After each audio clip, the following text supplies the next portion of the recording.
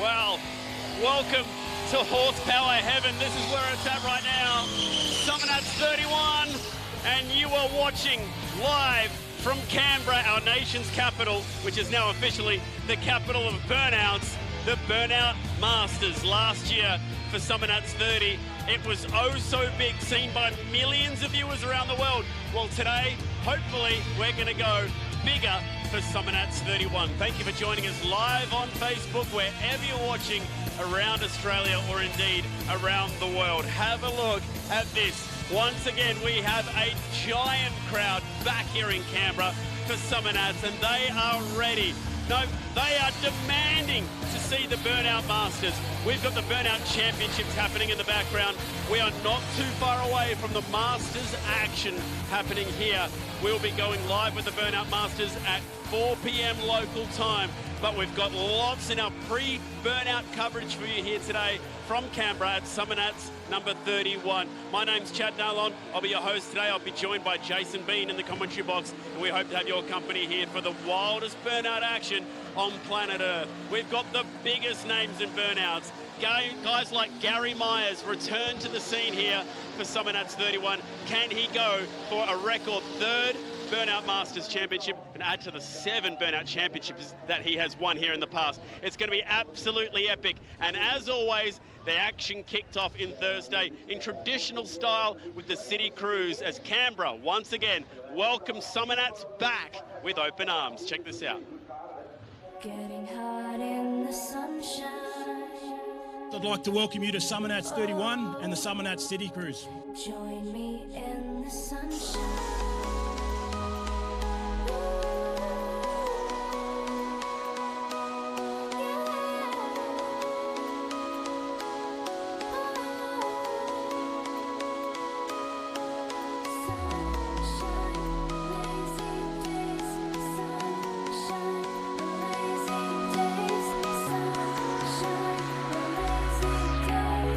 Thursday of Summernats 31. This is the City Cruise. There are 300 cars only allowed in. The people of Canberra can line the streets of Northbourne Avenue and check out what Summernats is all about, bring their kids and get a taste of the best car event in the world.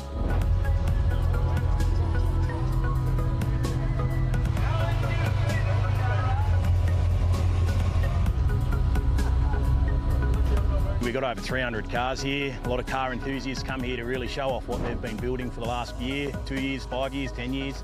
You know, it's pretty significant for everyone to come here and have a really, really good time, and I just like the enthusiasm and the passion.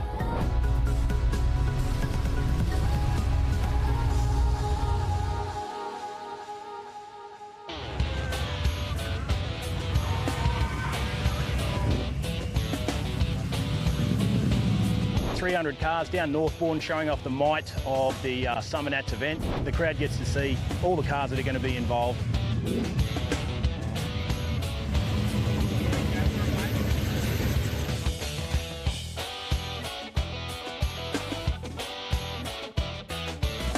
Beautiful weather, beautiful car, great environment, mate. I'm just glad to be here.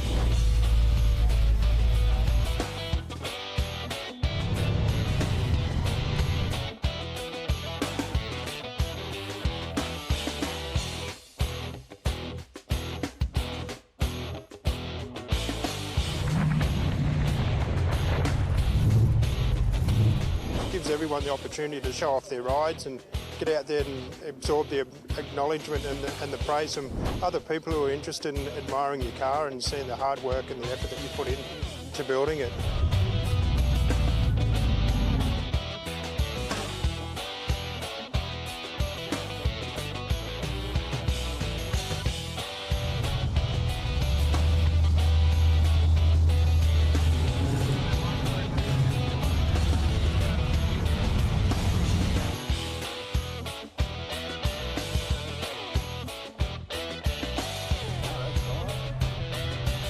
We've been coming for a number of years. I actually got in the first City Cruise and been in them since, but it's always a buzz to come down earlier, and it's pretty special when you see the crowd.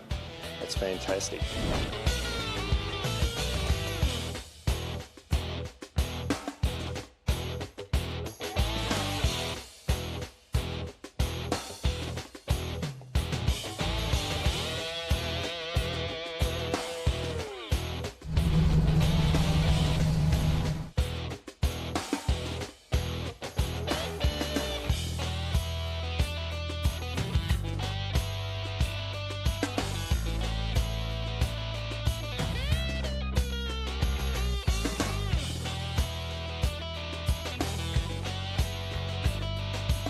mix of cars is fantastic, which is what I think the Summernats team look for. We've got Pro Street cars, minis, crazy Lincolns, lowriders, hot rods, everything, so the public can get a taste of the variety of what Summernats has to offer.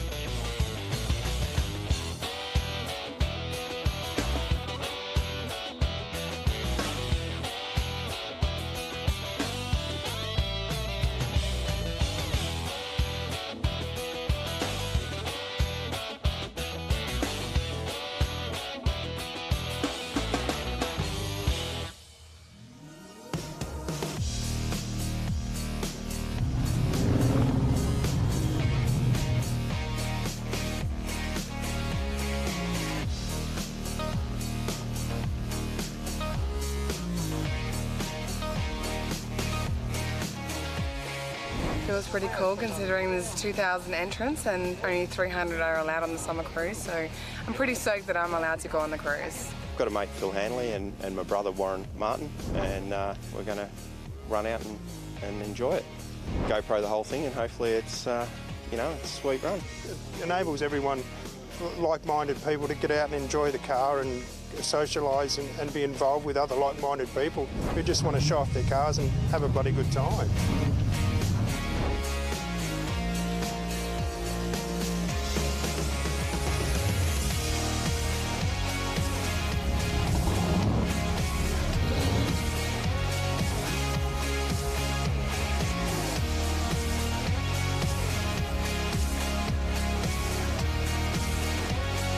Summernats has always been a really inclusive place.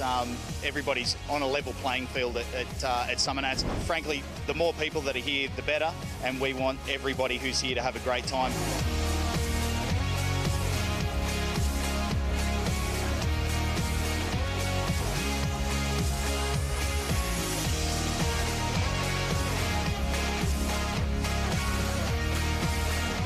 Thank you for watching the Burnout Masters from Canberra in Australia. I found Matt Purnell, one of our 30 stars in the Burnout Masters. Great to have Matt Purnell back in blackout, and we're really looking forward to this. Let's talk a bit about this field that you're a part of, Matt. There are some big heavy hitters, guys like Gary Myers back at the Masters. Absolutely, Gary Myers is back, harder than ever. He's got the strip machine, Summernats car of the year, strip machine of the year. He's going to go and belt the hell out of it, so I'm looking forward to coming up against him. Yeah, Agro XA, that is an absolute piece of kit, but we've got guys like Lynchy back. We've got obviously Fear, Fred Watson, probably due a big result here at Summernats. Who are some of the other guys we should be watching out for? Steve Lerner's always one to watch. He's had a gremlin on his back for a long time, caught fire, had mechanical issues. You know, he really wants to win here, so I think that he's one to watch.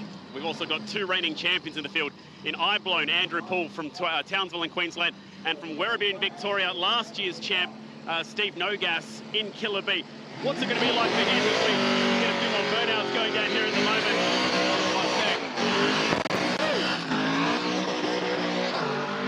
Man, what's it going to be like today, Matty, for these guys on this pad? Hot conditions, it's 35 degrees here and very windy.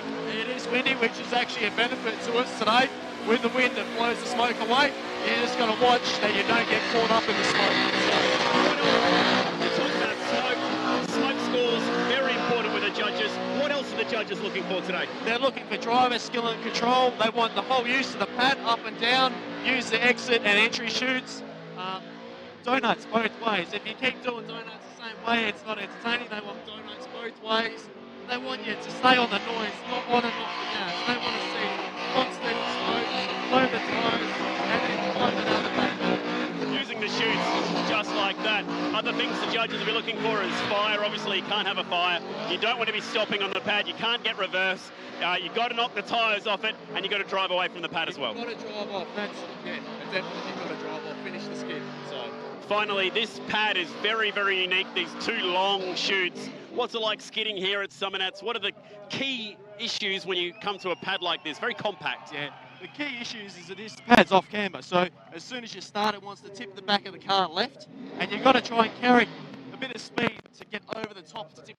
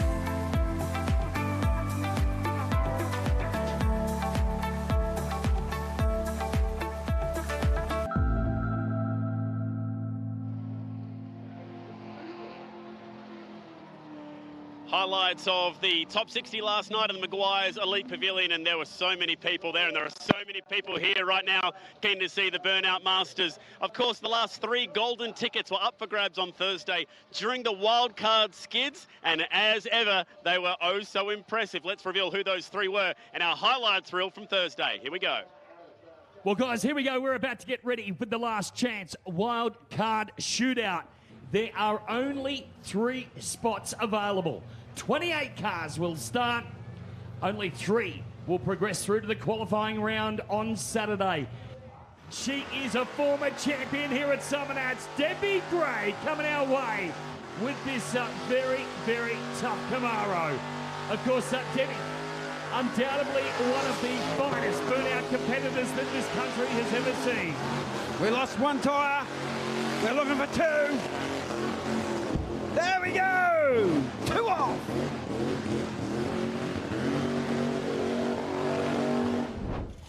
Ladies and gentlemen, our defending champion out for a test hit.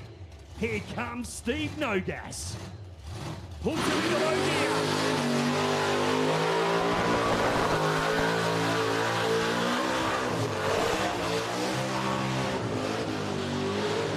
Using the small bit of the pad. That's where it generally scores the biggest points with the judges. Yeah, they love to see the big cars doing 180s and 360s there. And I'll tell you what, Steve's doing that really well. Really well. Make some noise for our defending champion, Steve Nogas. Mick Cleary is about to come our way out of Victoria. He's got the Littlefield supercharger. The nice big carbon fibre hat. GM Hazard is go. Oh, very close as he dipped it in. That was real close. Putting in 110%.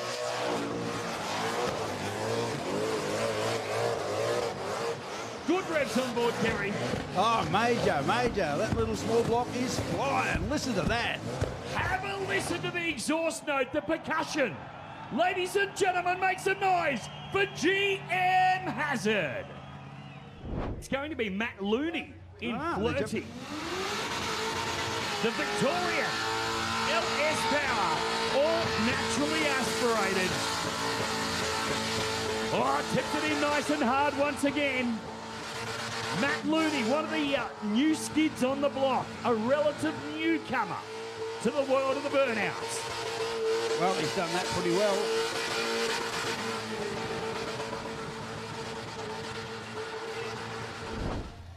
All right, on the start line, ready to rock and roll. Jace, who we got?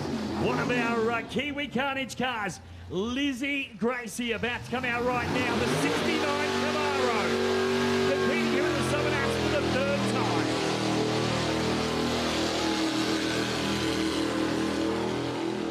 A little RPM, thank you very much. Liz has certainly found the loud pedal. I'll be honest with you guys, she started a bit flat, but she's on song now. Not a bad effort. Make some noise for our New Zealand competitor. Here comes Ryan Pearson and Rhino with Hold On. Now, there's the RPM I'm talking about, boys.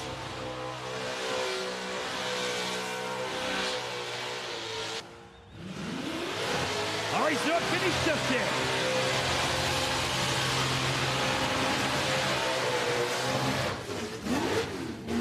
Well, I tell you what, the tyres weren't off it when he stopped the first time, but they certainly are now. It's going to be Paul Cook with Blowen VC about to come our way. Here comes Blowen VC.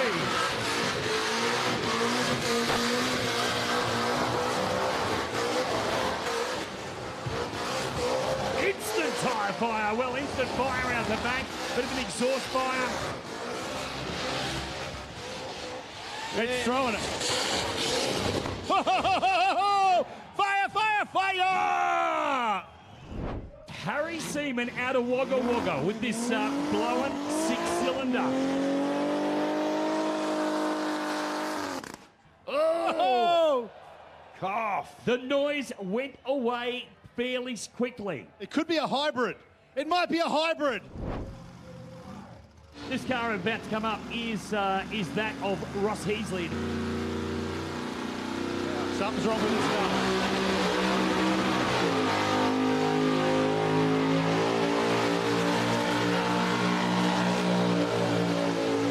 Maybe a little bit of a line lock start for him. Looked like it. Slow turn of the tyres and then mayhem. There goes one. Well, he's got one tyre away. The second one cannot be too far. Here comes Pepper It with Dwayne Palatine.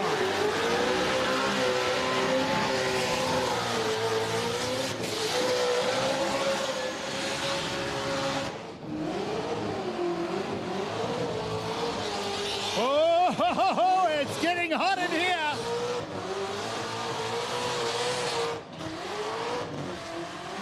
Yeah, a lot of flames out the back of Pepper It. There's one. There's two. Wow. Watch he just this. came in. He came in, Kerry, so hard with that car. It is going to be Jay Bloss with Gem War.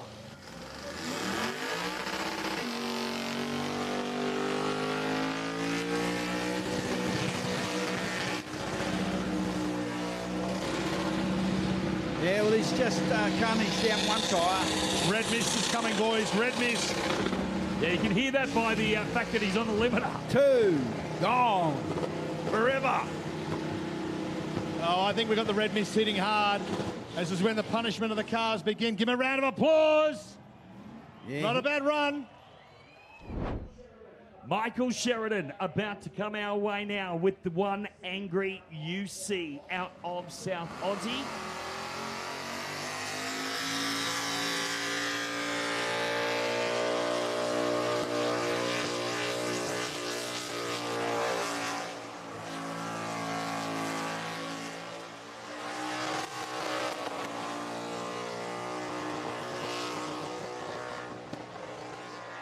Todd Kapelke with Envy Dis, a brand new combo. It is LS powered, but a brand new paint job. Oh, yeah.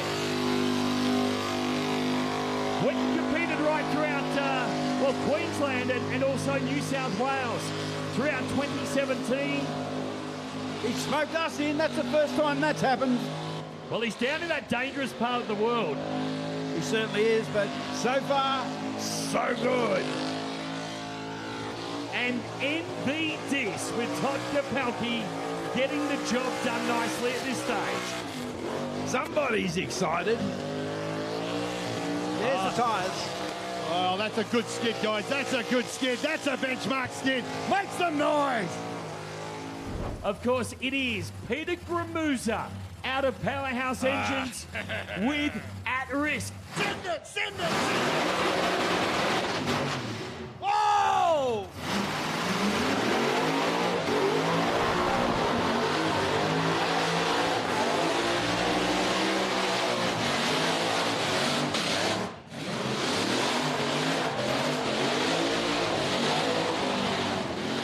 All new livery, all new engine combo from Powerhouse Engines. Oh, what's that back door? It is, of course, going to be West Aussie Nick Smith. Another West with Aussie. Jobs on in this Fordson Rat Rod. Now, LS power, 6-litre LS.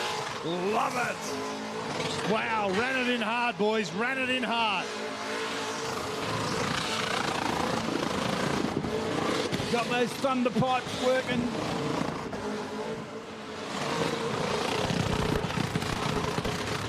Well, the tyre cap totally off the passenger side. About to hit the start line right now, Chris Genter. All wrapped up too.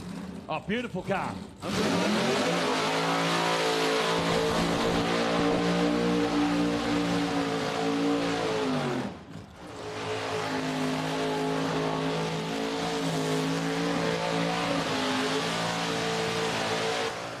Chris Jenner, ladies and gentlemen, make some noise for From Hell. Of course, the Freshinator out of the rod shop with this V8 Commodore LS Power out of Victoria. Gotta say, the crowd loving it over on the tower, over on the tower hillside. They've all got the old limiter finger going. Ha ha! That is a bash, Jace. That is a bash. He's being brutal now. Well, limiters are there for a reason. This is our first American competitor to Summernats in the burnout comps. Make some noise! We know the car can skid. We've seen the demos. Can the American skid? Nice entry to the tip in. That was good. Oh, he shifts it up a gear. It gets a little loose. It's called a baptism of fire, Summernats style. Come on, son, send it.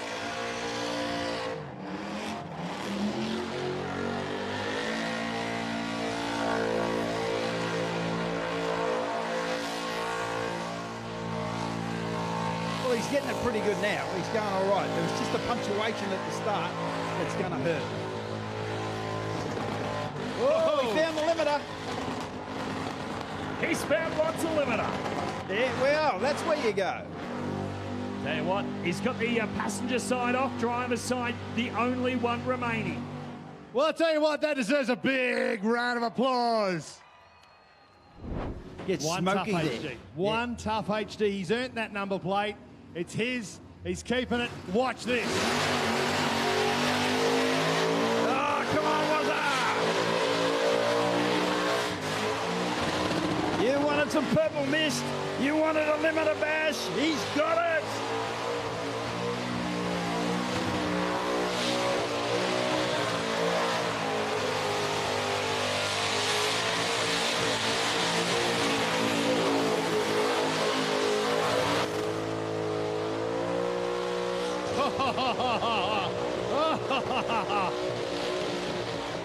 That was insane. Make some noise, Summernats! Now, let's have a look. The West Aussies are back in the house with Chris Ballistic Orchard and his Ballistic Look at this thing. VL. Look at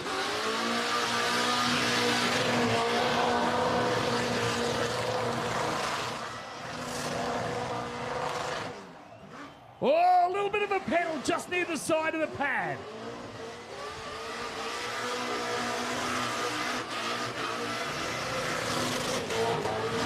Oh, we got a hit.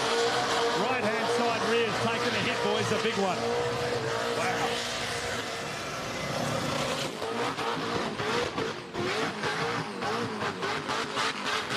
Ah, didn't need that Ryko sign. There it goes. Gone to the burnout gods. Make some noise for that one, ladies and gentlemen. How about that? Steve Edsel with Skid Duke back in aboard.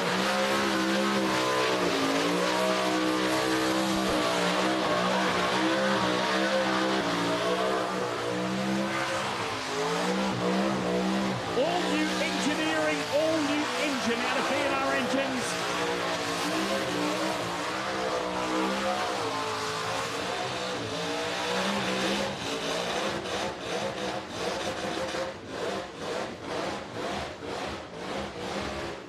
Welcome back, Steve Edsel, to the Burnouts. Jake Myers, son of Burnout King Gary Myers, about to come our way with Sicko. I think we need to call him Jake the Snake.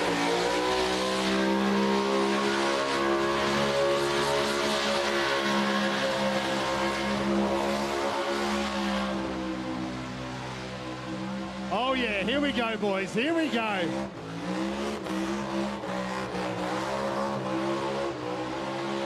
Really hasn't lifted at all. Not at all. Just a little pedal in there then, but man, we're still making lots of smoke.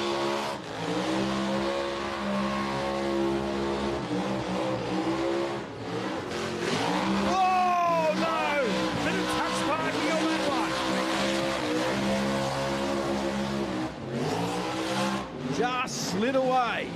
Make some noise for Jake Myers! Here comes Farm Truck in the skid truck. You reckon he hasn't been practicing? Oh, in the bang! Oh! Oh, man! Well, if you're not going to plant the thing into the Masters field, you may as well put it in the wall. Keep it going, son. Keep it going. They're tough old trucks. Oh, yeah. Bang again.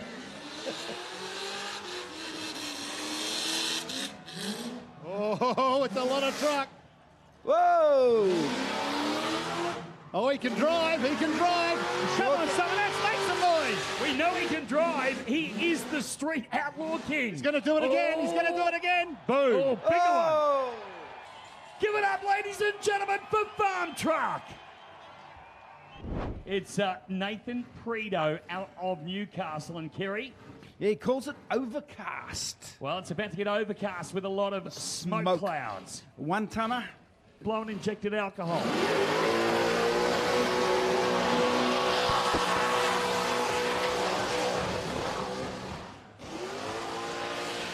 Nice little pedal through the middle there. Oh! That was the door. Now, Predo really wants this spot badge. Oh, you think? Has he got what it takes? That's the question. Oh, aggressively hitting it nice and hard, the pad. Oh! Gee, I tell you what, the alloy's been changed. Oh, that's it. Oh, fire in the hole! Fire, fire! Man, we felt the heat up here in the commentary box. Yeah, that was all the rubber on the side. He just ignited. Ladies and gentlemen, make some noise for Nathan Predo. John O'Kelly out of Craigmore in Adelaide. Real nice guy is John O'Kelly. And he can certainly pedal his VK very well too.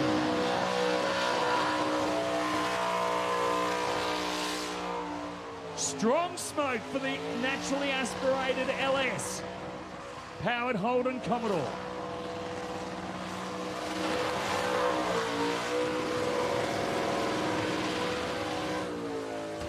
Whoa! There's one. Well, he's got one tyre away. In fact, just having a look at the way the car's sitting, has he got both away? It is one of the toughest cars you'll ever see. On a limited run, not many more competitions before it goes into retirement. One fat rush.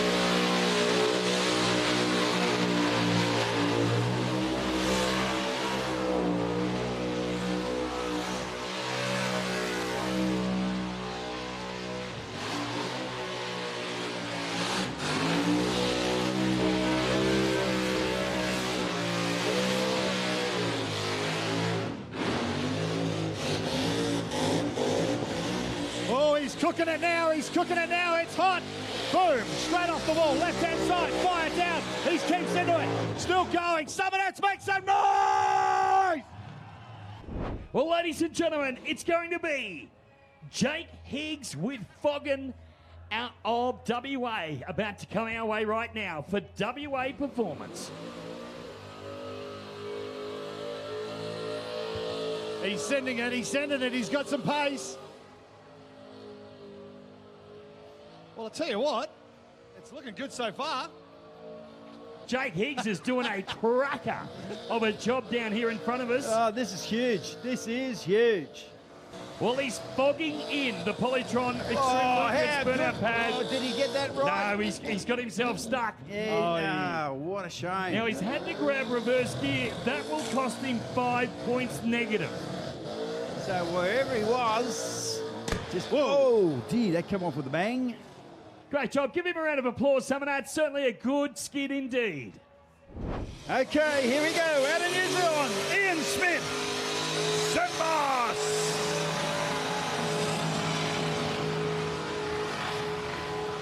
The RX-8.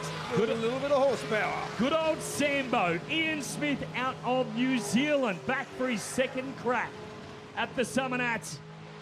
I noticed one thing with this car, with the injector hat, it's full hat and it's open, flat chat.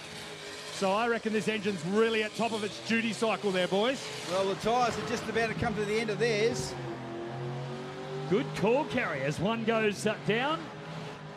In fact, I think you're spot on. He's got both of them away. Let's have a listen to Darren Diesel Williams.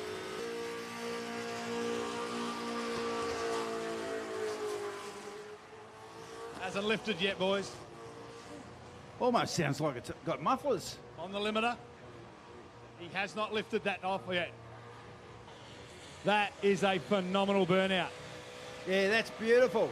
Has, like you say, Jace, he has not lifted at all. There goes one. Sacrificial tyre. One more to go. There it goes, I think. I think he engaged cruise control, boys, when he hit that top limiter. Mate, it is unbelievable. You should show some affection and love for this one. That was a good skid. I'll tell you what, Diesel's one of my favourite. Give him a round of applause. Make some noise for Diesel! Jeremy Bond with this luxury land barge we call Fat WH. Yeah,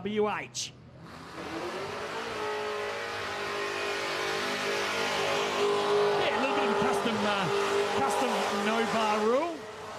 Well, he's a clever man. He doesn't have to replace it. Oh, died. and the thing's gone quiet. That's not the way that you want to come in, Kerry. Nah, that's a heartbreak. I feel for him so much when that happens. One more to come our way. 3 cars leave, Jace. Correct. Last one in the dance. Clayton Barbara with Up for War coming our way right now. First time competitor here at Summernats.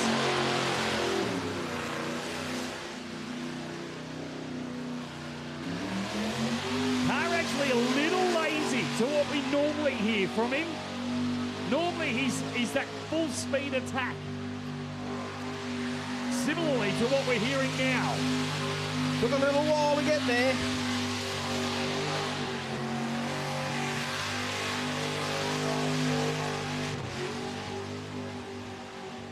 Well, Clayton Barber is certainly going about the duties at trying to get these colour smoke tyres off the back. You're right, Kerry, it started a little slow, but he wound the wick up progressively. Certainly did. Really excited, man. Yeah, really feel privileged to actually make it into the Masters. So, put a lot of effort into the car and all everyone that's helped me, so.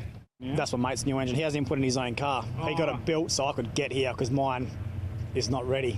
I broke it at West Coast Nats probably 3 weeks ago. And he's like, here, have my motor and we'll go skid your car. So, good mate. It's a really big deal, so pretty impressed to make it through. It was a tough field today. Plans to do similar but better.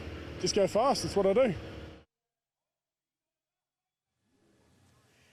Yes, that was the wild card action, and that was just the entree to what is going to be a huge show today at the Burnout Masters. We'll have Burnout Masters action coming up at 4 p.m. local time, and the first cab off the rank will be Justine Mott in Gem Skid. But if Burnouts aren't your thing, then you're going to love this. We unveiled 9 brand new builds here at the Maguire's great unveil last night here at Summernats. And on the other side of this, we're going to be meeting and talking to our Burnout stars. Check it out.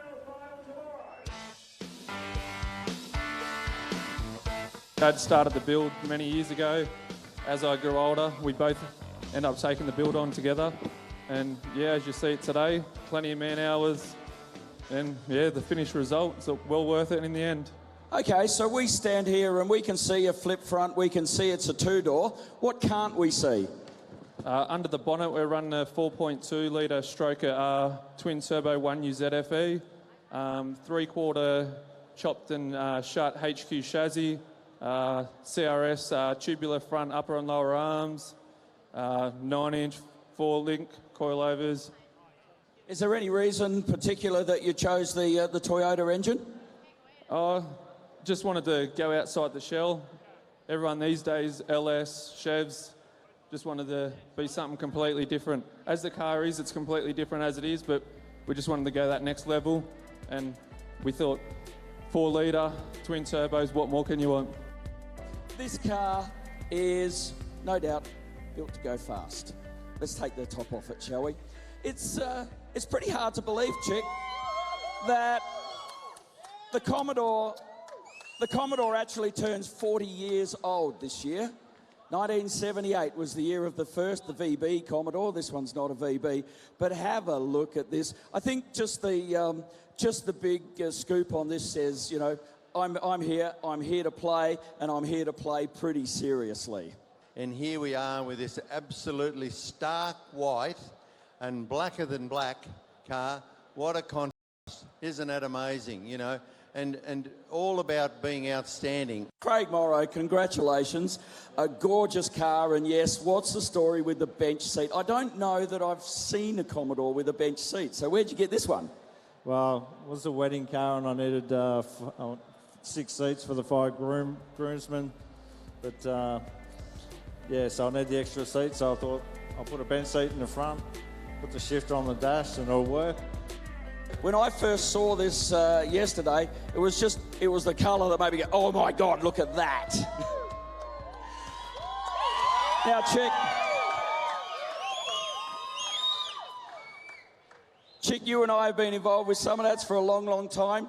How many times can you remember that we've used the words Cortina and cool in the same sentence? That's true. I mean, you know, we talk about XY style Falcons and we're talking about HQ and HK Monaros and stuff like that. And I've got to say, over the years, this model Cortina has been really a car that's always been there, always featured. It's there somewhere. Dave Zureb, congratulations on a gorgeous car. Now tell me, I hear that you've done yourself a lot of the fabrication work on this. There must have been hours in it. Tell us some of the stuff that you've done.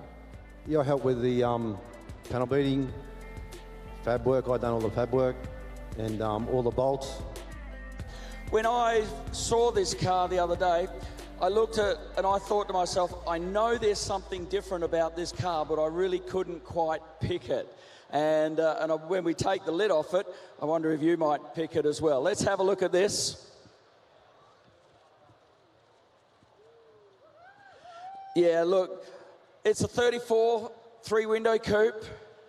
And having a look at it, I mean, the colour jumps out and grabs you, and there is just that little subtlety about it that might make you think, oh, that's different. Can you pick it? I think it's fantastic that we've been able to look at not just wonderful cars, but just an array of colour tonight, which is, you know, adds to the, you know, this is almost like an art show, Richie, isn't it? Oh, yeah. You know, and I get quite excited about the variety of not just vehicles, but the variety of thought that go into cars. Now, Michael Connors, you built the car, and we've been talking about that little subtlety that just makes it different to other 3-window coupes. What have you done? Well, it's got the laid-back screen, and the roof's been chopped a little bit more, so it just gives a bit of a different look. It's a glass body car, so it couldn't have been a particularly easy job. No, it's a bit of a job getting the body looking good. How long have you spent building the car? It's a 4-year build. Let's lift the lid on this one. See, just everything about it just says, get out of my way. Orange zest, PPG paint, big engine, big supercharger, big wheels. It's built to play, Chick. There's nothing about this that you can't miss. That you would never mistake that this car wasn't built for serious business. There's no doubt about that. You know, it's got sensational paint. Paint like this, it's just so nice when it stands up under the light and it just absolutely glows. Yeah, Owen Rice, you're the man that owns the car and built the car. Congratulations once again. How does it feel for you to have it to this stage? To be honest, mate, it's pretty surreal. Yeah, I never thought that I'd get a car to be unveiled at Summernats, and yeah, it's bloody awesome. What's the story behind the car? Was it something that, you know, you always wanted to build a tough Monaro to go skidding? What's the story? Mate, I last skidded a car back in Summernats 17, had a 500 horsepower VK. sort of got a heap of good mates behind me, and yeah, just wanted to do another skid car, mate. We were looking at a coupe. I wanted to do a Tirana or an early model HK, but I really couldn't bring myself to cut up a good car. So I found this one, and here we are. Jason Grimer with this gorgeous Falcon. Mate, congratulations. This is a beautiful car. Now tell me though, you are a part of the Grimer family, but a little bit further down the road. Yeah, my dad and Laurie Grimer are cousins, and yeah, so second generation. But so, were they there? Were they sort of helping you with the build along the way? Just talking of like meetings and shit like that, but yeah. Chick, everything about this car is just subtle. It's nice, it's clean, it's tidy, it's got a beautiful interior. But look, the car looks subtle, but under the bonnet perhaps not quite so subtle. Well, it's a 377, made 600 horsepower. It's got air conditioning, power steering, 6-speed in it. Yeah, it's a good cruiser. I got another one that's more of a low ratio C4, and yeah, this one's more of a family one. Yeah, so this is one of those that just gives the guys at the lights a bit of a wake-up call. Yeah, no. Not that you would do that thing, of course. No, I need my licence. So tell us about some of the things that you've done on this car. Yeah, well, if you open up the engine bay, we'll open it up.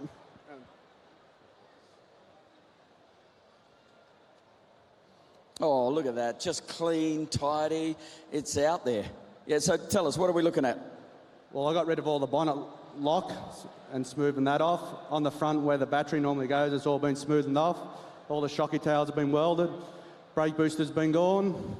Yeah, compressors there, all the lines go underneath the guard.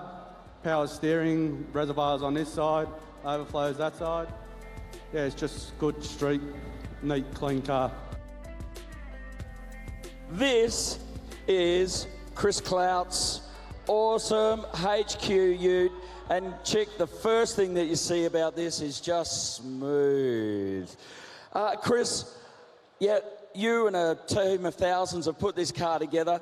Again, steel body and black. How many hours has it gone to get this thing perfectly straight? It's taken 7 years. 7 years. How many sanding blocks were worn out on it? I don't know, I didn't do it.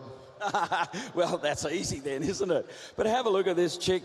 It's just smooth. This is one piece, essentially. The only things that are bolted to this car are the bonnets and the door. It's an impressive body, impressive paint. You know, black, like we've talked about the colours on the other cars we've seen, but at the end of the day, black is just as impressive. Yeah, you have to be shy to want to get around in something like this, don't you? I reckon right now, if Ed Roth could see something like this, he'd be thinking, wow, that's awesome. Sash, mate, this is your car. The first question that I've got to ask, could you get any more metal flake in that paint? Not really. You know, Yeah. you gotta love the metal flake finish. It's everywhere. I love the open top. Of course, you're going to need that because a tall fella like Sash here has got to stick his head somewhere. But you know, I would love, Sash, probably not this year, but maybe next year. I'd love to go and do a couple of laps around Summernats in this car. And it's all about uniqueness, making a statement, showing who you are, what you love, and it's so close to you, Sash, and your family and your boys, and the rest of the beatnik guys. And there's no doubt about it, buddy. You brought a lot of colour to the event, and I appreciate it.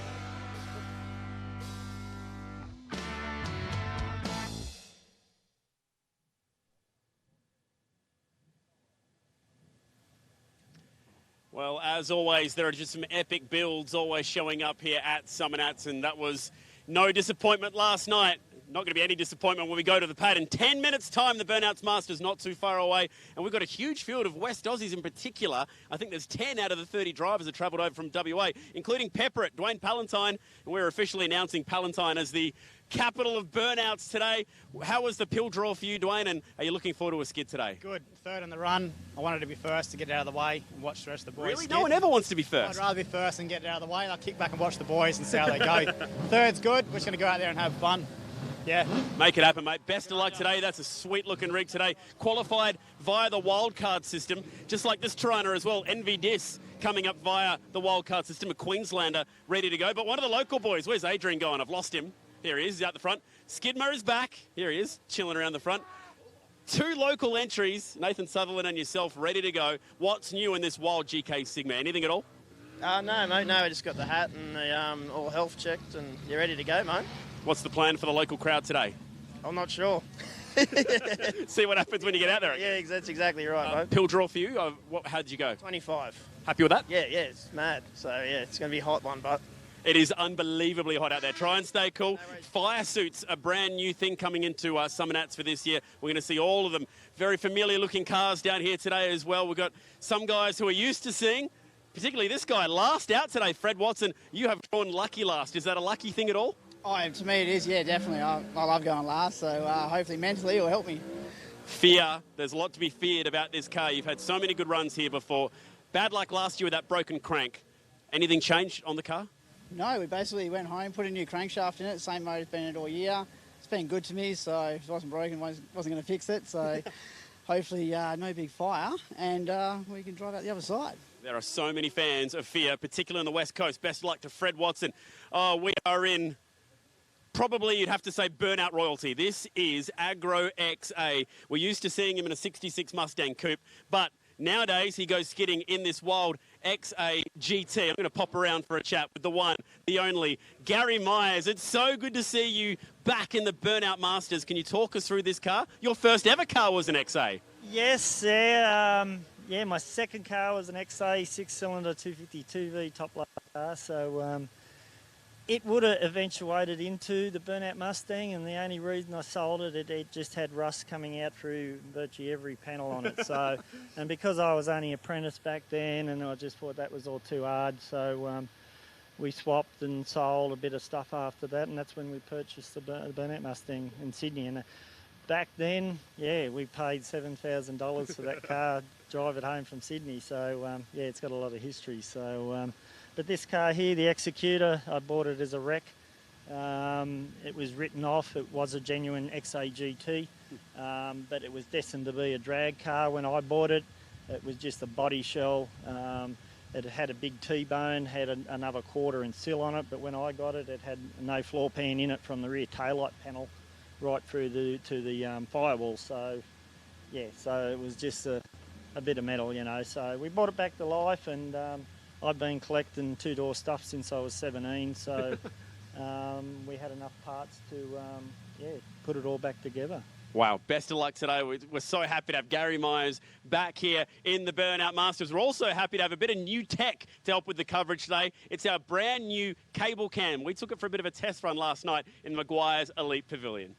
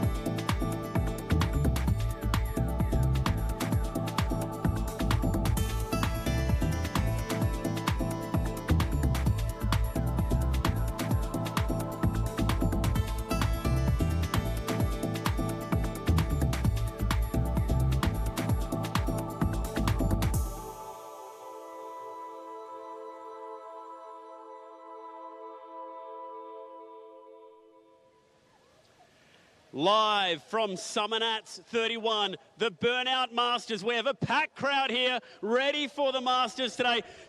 Canberra, let's make some noise for the Burnout Masters. Who's ready for some burnouts today? Let's hear you out there. Come on, Canberra.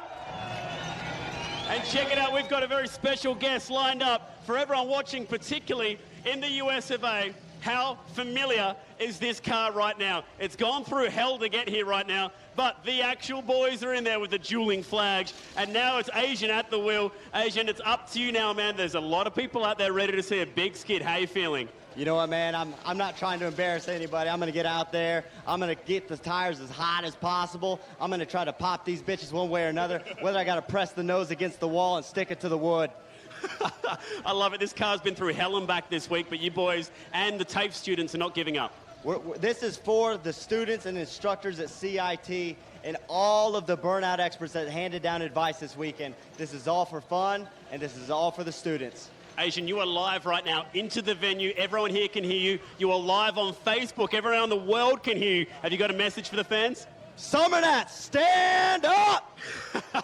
I think Asian's ready to go. Farm track riding along him. He is shotgun today, and these boys are back at Summernats 31. All right, we're not too far away from getting these guys out there. Let's go for a walk back to the pad because this is where the action's at. You can see they're just doing a bit of last-minute preparation. We're not too far away from getting the farm truck out onto the burnout pad. Jason Bean, it's a big warm welcome to you in commentary. The fans have come to see some burnouts. Summernats, let's make some noise for the Burnout Masters and let's get Farm Truck and Asian out here onto this pad. We're not too far away.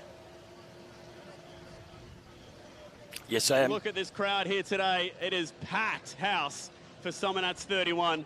And they have been working feverishly on this car. We saw it in our wildcard highlights when this car found its way into the wall not once but twice on Thursday. They had to get it fixed up. They've had fuse issues. They've had issues with the fans on this car. But thankfully, I believe they've got this thing ready and it's good to go now for this skid, hopefully.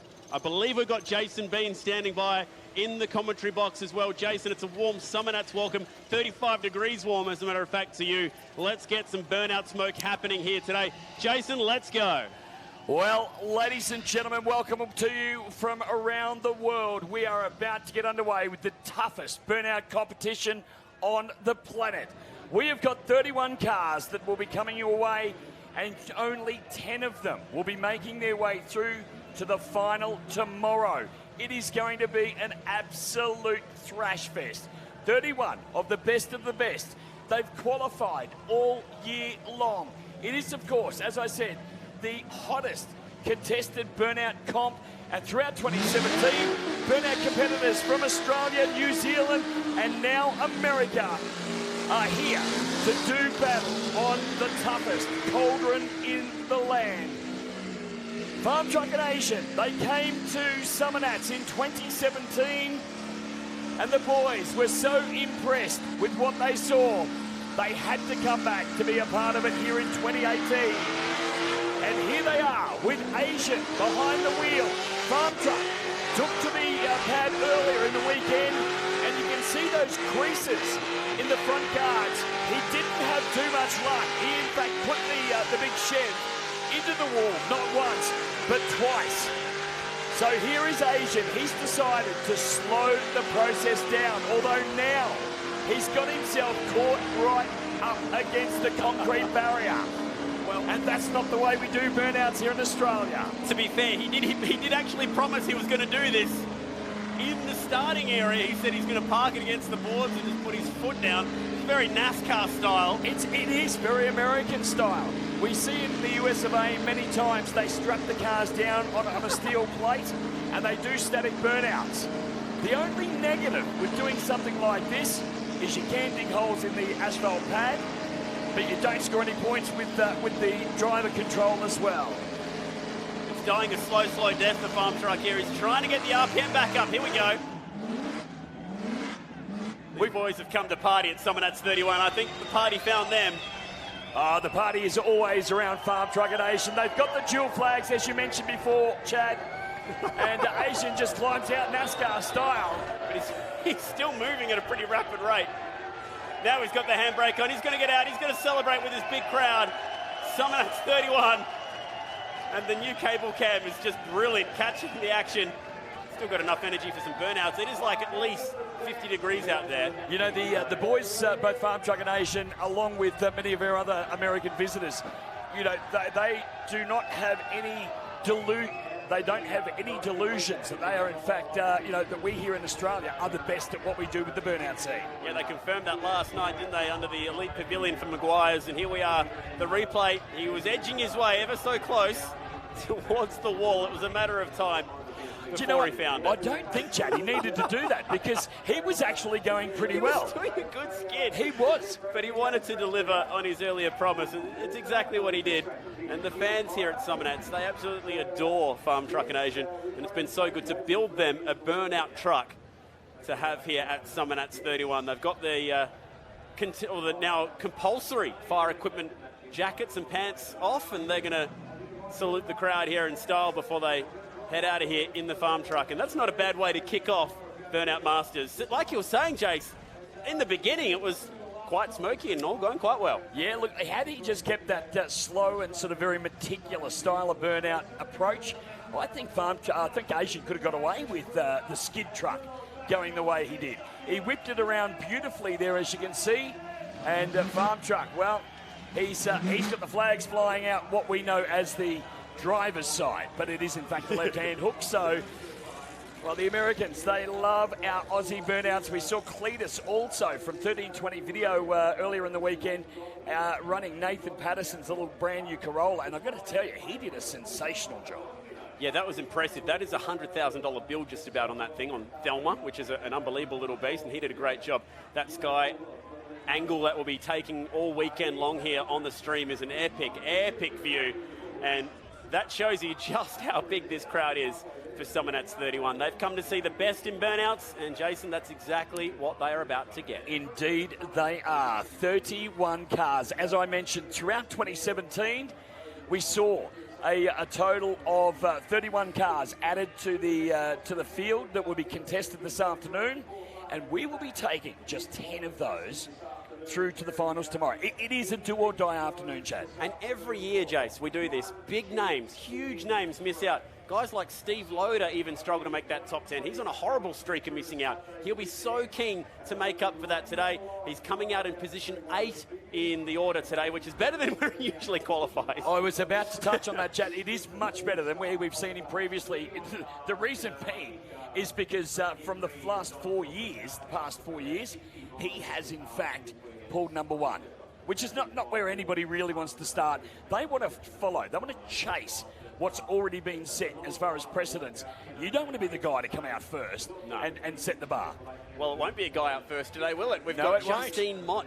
She will be the first burnout entry onto the pad. We have 10 Victorians in this field of 30, 9 West Australians, 3 from New South Wales. Amazingly, none really from Sydney. Not traditionally anyway. Queensland with 3, South Australia 3, and a couple of locals. And it's Justine Mott who will kick off the action here in Gem Skid. And what a huge moment this is for the mother from Melbourne in the 1984 TG Gemini, looking to follow in the footsteps of big names like Debbie Gray. And let's see how she goes in Gem Skid. She was very nervous about being first up. She said, Jason, she's going to set a skid that the guys have to go and beat. She said it is what it is. And I know, Justine personally, she will go out and give it just as much as the boys give it. It's a brand new engine combination. They've set this car up from being an naturally aspirated 308 into a small block Chevy. Now its current status of 427 cubes. And they had some issues towards the end of the year. Geez, I hope she's just avoided the wall there. Of course, losing major points if you do impact the wall. Still, she's got that car moving. Now, we often speak about how do you know who the winner is? Instant smoke, constant smoke. The driver skill or control is a massive part of it. And of course, the all-important, get the tyres on, you get extra points. 100%. And driving out of the pad means less penalty points as well. So you want to make sure that you can get this thing out of the burnout pad once your skid has been completed. And that's some good car control from Justine. She is definitely one of the toughest in the country to compete against. There's no doubt about it. And it has been a labour of love for her and her husband, Peter. The gem skid, as you can see, it's branded beautifully. The livery, second to none. It is absolutely pristine in its appearance. And, of course, the good old colour smoke tyres as well. Her 9-year-old son did a PowerPoint presentation on this car at school. She says burnouts for her at 60 seconds escape from family life and rigours. 60 seconds without the kids, without the husband, a chance to just get out there onto the Polytron Australia burnout track and rip it up, and that's exactly what she's doing right now. Well, she picked up her spot in the Burnout Masters back in 2017 in March at Lardner Park Motorfest. And it's rather ironic because she beat the guy that is going 31st, the last of our competitors. She beat him at that event. However, here she is kicking off the proceedings here today.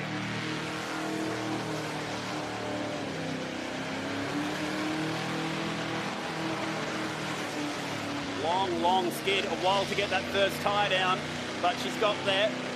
Points on the line for the second tyre, needs to make that right-hand side work.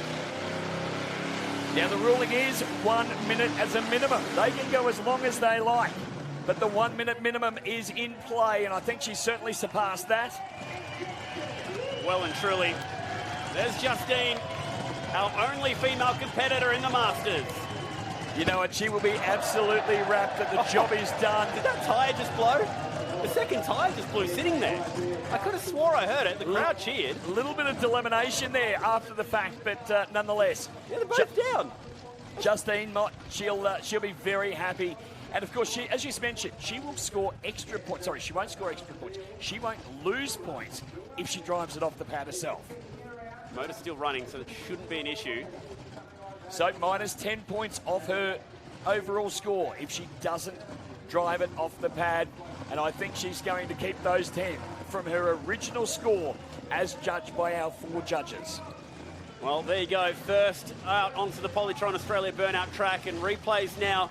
So tip-in was from left to right, right-hand down. I wonder if we'll see many variations of that today. Judges do like to see variation. Because this is a left-hand pad, so to speak, where they start on the start line with that shot in the replay now. You can see they go straight down. Now, most of the guys and girls go left-hand down, where we saw Justine go with what we call a reverse tip-in. A lot harder. The road is, in fact, off camber. So as you go to the left, the car wants to pull you down to the left-hand side. You've got to try and throw it back to the right against the whole grain of the inertia, plus the fact that you've got the camber sloping off to the left-hand side. Yeah, difficult task. There is this giant crowd Huge ready crowd. to go, and they have been lapping up the action. It's not just the Burnout Masters. We had the Wildcard Skids on Thursday. Obviously, the world-famous Burnout Championship has been going virtually around the clock. You've seen a lot of that action this weekend as well. Oh, I've seen pretty much all of the action across the weekend. And you know what? It's about these guys. I mean, you don't have a competition without the competitors, but it is the fans. It's the guys and girls that are out there in the sun from 9 a.m. in the morning right through till 6 p.m. at night that just can't get enough of tyre frying action. So the first of 9 West Aussies. Jason Tannion ready to go. Jason Tannion is a new kid on the block, so to speak. He's come from Western Australia, and he picked up a spot through a win at one of the West Aussie events. Yeah, the Burnout King nonetheless too, the event to win on the West Coast, which is a huge effort for this little team making it into the big show. One of 16 rookies out of the 30 in the field. Yeah, look, there's a lot of names that have missed the cut this year, and it's through performances like this of Jason Tannion and Canoe that have secured them the spot, and of course sees the seasoned professionals, if you like, that are now relegated back into the Burnout Championship. Because this is the cream of the crop, the best of the best. This is a really, really good skid so far. Smoke volume definitely ticking the boxes there for Ken Oath, and using a fair bit of this pad. It's about real estate. That's where the driver skill comes into play. The more that they use, of course, the more points that they're going to get. He's already got one tie down by the look of it. I can't see the driver's side. Of course, being in Australia, we're right-hand drive or right-hand steer. So hopefully for Jason, he's got both tyres away But of course, this car, naturally aspirated, no blowers, no turbos, no nitrous. It's all about V8 power and carburation. Would have been very close to the 1 minute barrier, but that was a very good skid. If he was indeed over the 1 minute barrier, that should score pretty highly as he drives it off. Replay time right now. Love the number plate on this one. Very tongue-in-cheek, very Aussie. Probably a lot of American viewers who don't understand what Ken Oath means, but I'm sure our Aussie viewers will fill them in the comment section, whichever live stream you're watching. Absolutely. There are a few number plates that and car identities that we do struggle to I guess, say as a G-rated show. But, yeah, Ken Oath is one of those ones where you go tongue-in-cheek and you give him both thumbs up for that as well. This man, Pepperit, made it into the field. Dwayne Palladine on Thursday. He came to Summernats, just expecting to be a part of the Burnout Championship. But through the last chance wildcard shootout, secured one of 3 spots out of 30-odd cars on Thursday. Man alive, he got close to that wall. Did he indeed tag it? We'll have to wait and see. Another one of these here nicely. Another one of these tough West Aussie competitors. They breed them tough in the West. It takes lots of flames. Oh dear, first fire in the Masters, and it's a beauty. Big old barbecue at the back, and they'll surely throw the red lights for this one. Look at the size of these flames. Yeah, that for sure will be pulled up by the officials, the fire marshals. As you can see, straight out onto the car. They'll extinguish it. However, that doesn't say or tell us that the damage has been minimised, because once these cars go into the big barbecue mode, they tend to be torched fairly savagely. Yeah, now the rules state that you are allowed to continue your burnout after the officials have come out to put that fire out, but they did specify earlier today at the driver's briefing that your scoring stops at that point, so you can't improve your score. All you can do is make sure that you still get the points for exiting the burnout pad. That's the only thing that's left here.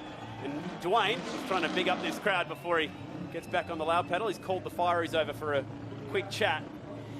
So, of course, for our international visitors, if you're not sure about the whole scoring side of it, once again, he's been scored up until that point. Instead of getting a full amount of points from start to finish and drive the car off with both tyres off, now Dwayne can effectively just not lose 10 points for failing to drive off. Yep, precisely. And he's here for the entertainment factor. Although, once we get a second fire, you'll probably find that they'll give him his exit stage left marching orders. Fire is contagious out there in the pad, although he's got the tyres off it at least, so that's good. Crowd will let him know they appreciate it. Not sure about the celebration from Dwayne. We, in fact, have seen quite a number of fires today, and it's due to the extreme heat. I mean, we are in the nation's capital here in Canberra, yet, it's approaching 40 degrees Celsius outside, which is rather warm. Yeah, especially in the middle of that burnout pad. Check out the speed on the tip in from Dwayne Palladine. Huge entry speed on the replay. And it's a shame that this fire kicked up. It was probably the best scoring burnout we'd had until that point. But unfortunately, that will cost him. And just look at how big this flame was. Well, it ended up setting the side of the paddle light. Now, what sets the paddle light is the residual rubber that's been pushed out from the exhaust. That's pushed out right up against the concrete barriers. And, of course, from there, you get flame onto it and rubber burns. Up she goes. Hence the saying, burn rubber. Quite literally in that case. So it's been a frantic start. Loving the comments already on the live stream. I'm following along on the Summernats live stream right now. And a few proud West Aussies over there, including Matt Cherry, who's a fairly well-known improved production racer. Races a big thumping V8 over there. And he's liking the action as well, cheering on the West Aussies. Let us know where you're watching from around Australia and indeed around the world as we get ready to welcome another one of our Holden competitors. 19 out of 31 cars are Holdens today. Shane D'Amato out of Melbourne, Victoria. Now, this guy is another that's running the naturally aspirated LS-style engine on board this, what we call a ute. Effectively a pickup overseas, but it is a good old Aussie Holden ute. And Shane D'Amato, he is in, of course, this field after replacing Peter Gramuza, who came third place in the Summernats Burnout Championship last year. Gramuza has changed vehicles, therefore he loses that spot. And Shane D'Amato, who was fourth, steps up into the place of third. Huge speed from up above. This guy is considered as the next Andrew Lynch with his driving ability. Okay, that's 100%. It's a big call, but it is a fact. Tell you what, you're not wrong though. Using a lot of the pad. Yeah, look, he'll pedal this thing. Now, you can see him get very close to the wall. Have a look. Just pulls it up. Absolutely amazing driving ability from this youngster. Well, I should call him a youngster. He's mid-20s. But man, oh man, he does a great job. And you can't have a car that looks that pretty if you can't steer and be a burnout competitor in a concrete coliseum. Oh, what a shot. It's funny how a lot of our competitors who are known for their driving ability don't have huge horsepower. This is 600 horsepower. Lynchy just 500. And that is all she wrote for Ghetto, qualified by the Burnout Championship last year, finishing inside the top 3. Well, once again, once that engine went away, you could see that D'Amato knew what he had to do. The engine dropped the cylinder, and he just drove it to get it off the pad, and of course get those or keep those extra 10 points. So as we touched on, instant smoke, constant smoke, volume of smoke, driving skill, and the tyres are how you attain points, but you can lose points by having to reverse if you get caught up against a concrete wall. If you stop or you stall, you'll lose 5 points. If you tag or hit a barrier, you'll lose 5 points and have a panel meters bill to go with that. If you have a small fire, -5. Failure to drive off the pad is -10. That's a big, big killer of points. And of course, if you have a large fire, you'll lose 10 points and your judging ends. Yeah, right there. And look at this crowd from up above right now. It's a sea of sombreros, as always, as we've come to expect here at Summernats. We can see the signage that's lying over there. Now, that's not because we're untidy. That's signage that has been burnt or just become dislodged off the side of the concrete barriers. So at the moment, we can see our Precision Works little Bobcat just sweeping up all of the extra remnants. All that dark rubber that you can see there is actually fine mist, I guess. It's a rubber remnants, like little dust. balls of rubber, like dust, but it becomes very, very sticky. Now, for those of you that are had the experience to walk on the drag strip, you know that it's very sticky out there, and that's through preparation of VHT. Out here, it is just as sticky, but there's no prep. We want them to lose traction, not gain traction. But the more tyres, the more burnouts that happen, the stickier it gets out there on the blacktop. So track preparation is obviously to keep it fair and legal across the board. We want to make sure that all our competitors have an even chance. And we are getting plenty of shout-outs coming in from right around the country, from Karratha to Melbourne, even down in South Australia as well. I like this one, though. We've got someone watching right now from South Africa. I don't think we've ever had a South African watching our coverage before. So thank you, everyone watching around Australia. Let us know where you're watching from, indeed in Australia or from around the world. Like this guy's just said, he's currently watching from 3 kilometres away in Watson, ACT. Mate, why don't you get down here? Come and sniff these fumes for real. He says he can hear it from where he is, but no, you can't see it. Well, get on down. Tomorrow being the finals, we hope that that person will be in the house to make this bumper crowd even bigger. And of course, this is Australia's biggest horsepower party.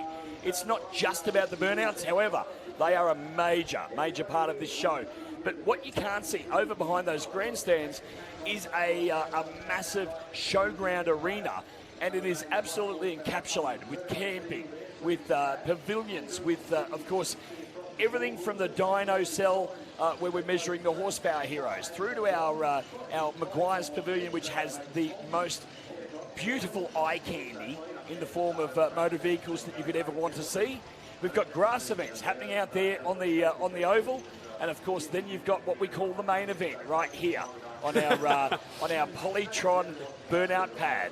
It's so true, isn't it? It's the one thing that the fans, they don't all come for the burnouts, but it's probably 99.99% of them that would say that this is their favourite time of the weekend, here to watch the Burnout Masters. There's also plenty of concerts coming up. We'll be live watching the action there tonight as well. Cannot wait to see Wolfmother take to the stage. We've got the Cougar Cave, which is a great spot to watch the action from as well. and just so many good spots to enjoy Summernats. Cougar Cave's got a great view of Tough Street just quietly. But just how good is Cougar Cave? There's a pool table up there. There's, Daytona driving. Yep. There's a DJ up there. Plus there's a nice brew of Cougar as well. Yeah, what a great way to enjoy Summernats, and I think you might need one or two of those to get through the weekend.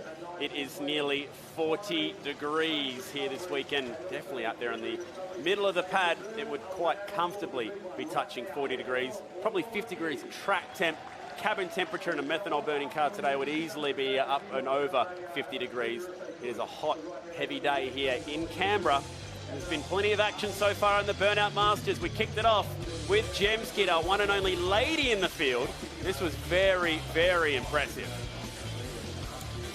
Yeah, absolutely. Justine Mott kicked off the proceedings of the 31 cars. Then we moved to Kenoth of Jason Tannen, the naturally aspirated car. Then, of course, to a demise due to a little bit of a barbecue was this man, also from Western Australia. It was our wild card recipient, Wayne Palantine, doing a great job in Pepperett, but unfortunately lit up a bit of a barbecue, and that was always going to cause a bit of a stop to proceedings for Dwayne's Burnout. Exactly what you don't want. And we are now just finishing up on our track prep, not too far away from getting back after it here at Summernats. A lot of people want to know where Lynchy's coming up. I could tell you've got to wait for Lynchy today. He's drawn a very low pill draw towards the back of the field. I think 29th from memory we'll be seeing Lynchy today. I'll quickly check down. I know that we've got Fear coming out last. Yes, Lynchy will be coming out at 29th. How about Matty James? We're seeing him twice out there today. He drew 9 and 11 in the pill draw, but couldn't physically get back in time to go between the two cars. So he'll go from unwanted at 9, and he's swapped over with Matty Purnell, who had drawn 30th. So we'll see Compact coming out 9th and 30th. And you know, that says a lot for Matt Purnell. Of course, both fellow West Aussies, they are mates. But that says a lot for Matt Purnell. I mean, he had the opportunity to, once again, go towards the end of the field, to sit back, watch where the bar is set, and then try and eclipse that. However, due to being mates with Matt James, he's decided, mate, you go, it'll make your life easier because you are campaigning two cars. But what an effort from Matt James. I mean, to campaign one of these cars is an extremely expensive, when you're at the high end of it, it can be a very expensive exercise. However, Matty James, no problemo whatsoever. He's got two of the very best cars that we'll be seeing. Crowd still pouring in here towards the Pontytrot Australia Burnout track, and we're not too far away from getting back into the action. We'll have little track preparations in between every fifth burnout here to make sure that it is a fair field across the board. Great shots being captured from all angles here this weekend. And, of course, everything from helicopter rides through to watching the toughest burnouts in the world. Right here, of course, at Street Machine Summernats number 31. Just want to send a big shout out to our loyal sponsors in Street Machine, as well as, of course, Rare Spares, two names that have been with the Summernats for a very, very long time, and also the government, the local government here in Canberra, who have been long-time supporters of the Summernats, and they help us go to the pad every year and enjoy big skids. And we're going to continue that right now with another one of our wild card entrants who made it via the Thursday burnouts, Todd Kapelki and Envy this, and that is what we'll call instant smoke, goes surely. Tick the box for instant smoke. 10 out of 10 right there. Kapelki, he has come from being a relative unknown 12 months ago. But throughout 2017, he did plenty of travelling. Went as far up to Cairns, contested up there. He did Summernats earlier in June down in Sydney. Then, of course, he's made his trip here to the Summernats, and he's been rewarded with a very good burnout in the wildcard, last chance wildcard shootout. Just then, they caught my attention. Did he have a little touch there? Tight. Very tight. tight. It was close, but he was making the most of his appearance in the Burnout Masters. We talked about the rookies taking over the Masters in Summernats 31, and this is a great effort. Oh, that's close. steel bumper right on the fence. You've also got to say these colour smoke tyres, these ones have lost their colour fairly quickly. However, the variation of colours that we now see, we used to see the basic red, blue and green. Then came yellow, then came purples, pinks, and now we've got the technology where you get dual colours. You actually get 3 in total. You get the first colour, you get the second colour, and then you get the finish, which is the white. And Todd Kopelke looks like he is done. Good burnout for Todd Kopelke. Really strong stuff. And will exit the pad knowing he has made the most of his wild card into the show today, driving it off, making sure he doesn't lose any points there as well. Again, another of these very, very tough, naturally aspirated cars as we go to the replay. Instant bright orange smoke. The car just crabbing its way down the pad, sets himself up centre to tip it in beautifully. Had great car position, and once again, using plenty of the pad. That's what the judges are looking for, to ensure that that they are scoring the maximum amount of points for driving control. Very, very close with that rear bumper, Jason, to the wall. Got people watching all the way from Vancouver Island in Canada right now. Thank you for your viewership here today. This is what Australian summers look like. It is 35 degrees, but out there in the middle of this burnout pad, it'll be much, much closer to probably 45 degrees. Seriously warm out there at the moment. And if you're wondering, for our American viewers, that's about somewhere between 100 and 110 degrees out there right now for these burnout competitors. This guy was the burnout master back in 2016 at Summernats 29. Andrew Poole in Eye-Blowing from Townsville up in Queensland. Now look at the vibrance of the yellow tyre smoke. The car absolutely engulfed, which sometimes makes it hard for the judges, but as long as that throttle is wide open and you can hear the car moving around inside, because the engine note does change. You can tell when you're looking from the inside or from the outside in. You can tell if they're just sitting still doing a static burnout, because the engine and of course exhaust note doesn't change. Wow, look at the abundance, the density of the smoke being created. Huge burnout from Eye-Blown. And this is a big skid looking for his 4th straight appearance in the top 10, which included, of course, like Jason mentioned, victory in the Masters in 2016. The smoke's gone from yellow to white. One of 2 former winners in the field, including Steve Nogas and Killer B. He's just ticked over to the 1 minute mark now, and it looks like the tyres are on their way out. Well, Andrew picked up his spot as a part of the top 10 at Summernats 30 12 months ago.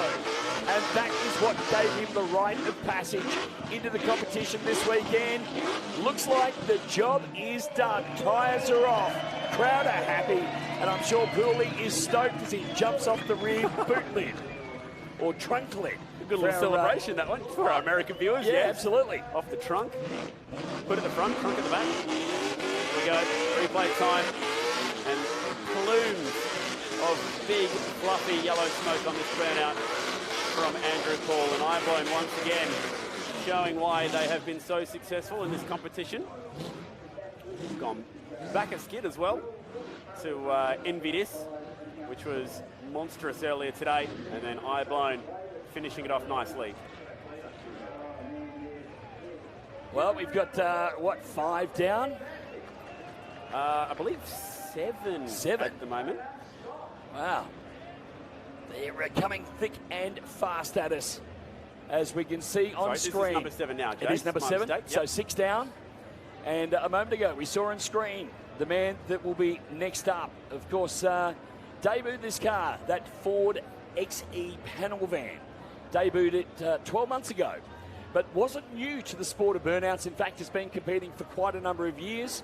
He in fact, had a car called O2 Skid, which was a beautiful XD, the model before this panel van, in a Ford Falcon sedan. However, decided, hey, wouldn't it be cool if I had a panel van? I'm pretty much the only guy in the country that is competitively running a panel van. So it's Graham Rowe with the Gamble XE panel van. the Pace Performance boys do all the engine work up there in Queensland. It's a nice, tight-knit little family group. And they generally produce stellar engine combinations. Banana-coloured burnout smoke from the banana vendors. Indeed he is. This is a 351 Dark Windsor motor packing 1,000 horsepower. Qualified by a Summernats in Sydney, aiming to go inside the top 10, but said he's just happy to be here competing alongside guys like Gary Myers and Steve Loader. Found himself static for a moment there, just needed to make sure he cleared that wall in the chute, back out in the middle of the pad. He also makes his job a little harder because a lot of guys can look in the rear vision mirror if they've got windows in the rear. However, he's got that all panelled up, so he can purely rely on his side mirrors. Engine flares up there for a moment. Still very active. It's not like he's dropped the cylinder or anything. I think just a little bit of limiter up, hitting the rev limiter off the chip, so to speak. Which I'm sure good old Henry Ford, the Page Performance boys' dad, will be loving. That was right on the limit of a minute. Definitely the one tyre went down beforehand. He also got pretty close to the wall with the left rear out there. I'm not sure if the judges caught it. It was pretty close to the corner. Hopefully he got away with it.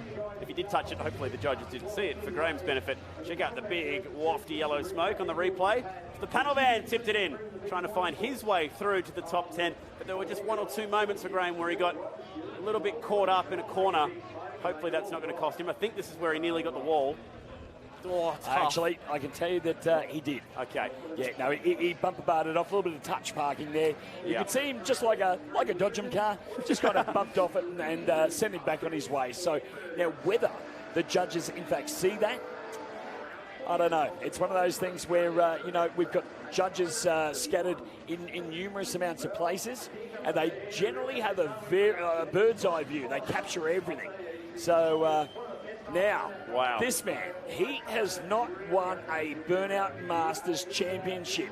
He is probably the most deserving, however. Yep. And he's the guy, in the previous 4 years, has picked out the #1 ball.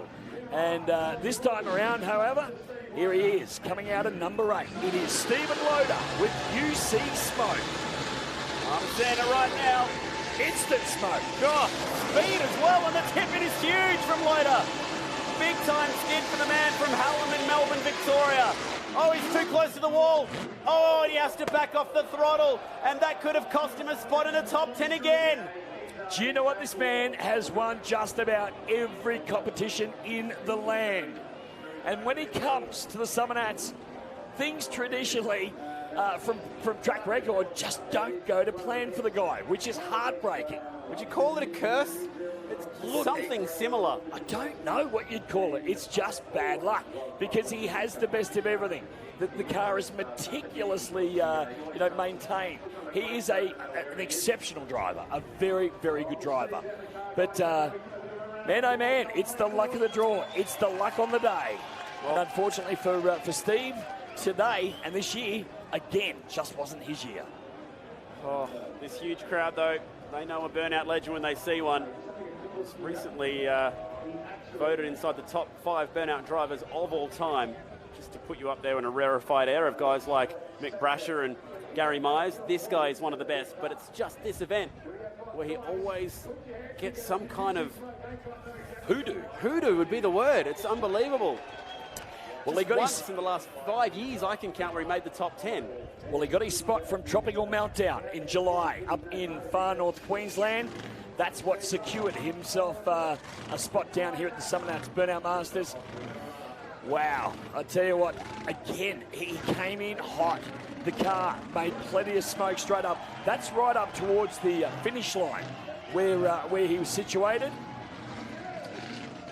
He'll want to finish these tyres off, no doubt. He won't want to leave the pad with a full set of caps on the back. Well, he'll knock a set off here for the crowd, but he'll be a bit disappointed today, Steve Loader. Look, he's going all the way back. He's got nothing to lose. This is awesome. This will go down in Burnout history here as the guy who said, hang on, can I just press the reset button? Yeah. Well, wouldn't that be nice? If he could just go escape, reset, start again. Take 2 for Steve Loader. Now, is when it becomes dangerous. And I mean dangerous. Oh, it's a repeat from the first thing. When I say dangerous, the red mist comes down over the driver and they just want to go out and torment the poor vehicle and engine. But we saw the exact same thing repeated. Now we've got fire out the back of UC Smoke. Oh, dear. Wow. Oh, it is absolutely heartbreaking for Steve and his partner Kylie for it to end this way. But he is certainly one of the best, as you said, was regarded as one of the top 5 all-time burnout competitors. Well, the end is near here for Steve Loader in UC Smoke. It ends in fiery fashion. The crowd are cheering on a legend of the sport. And look at this. A huge testament to his engine builder, John Pillar at Powerhouse Engines. Builds a rock-solid engine plant, there's no doubt about it. Wowee, fire is onto it instantly, as always. And great to see all our competitors sporting fire suits these days. Makes the sport much more professional. Of course, plus adds that, certainly that added safety aspect as well. Here it is, take 2 for Steve Loader. Went a little bit more central in the pad, drove it out the chute, had to feather the throttle, got stuck in the same spot, but drove away this time. And then obviously, this is what brought an abrupt end to it, but he did get at least one tie down. Huge flamage out the back from UC Smoke.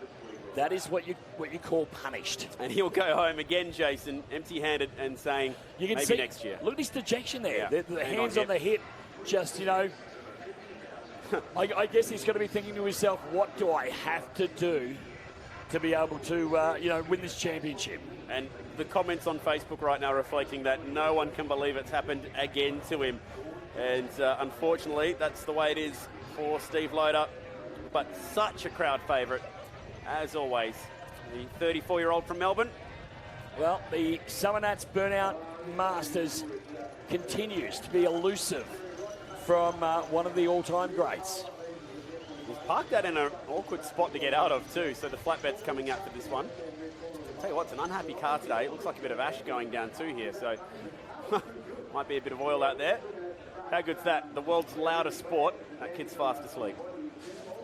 Well, when we talk about the all-time greats, we refer to the likes of Gary Myers, Matty Abood, Peter Gray, of course, 3-time winner, Greg Young, Clint Ogilvie, Don Elphick, Pete Ramusa, who also failed to qualify for the Burnout Masters, whom you would expect to be there. Mick Brasher, Brett Battersby, and Andrew Poole and Steve Nogas. They are the gentlemen that have been able to secure themselves a title at the toughest burnout comp in or on planet Earth. Yeah, we did see a bit of Pete Ramusa earlier in our wildcard highlights. Yep. At risk, putting it all on the line. Door came open on the left rear side on that car.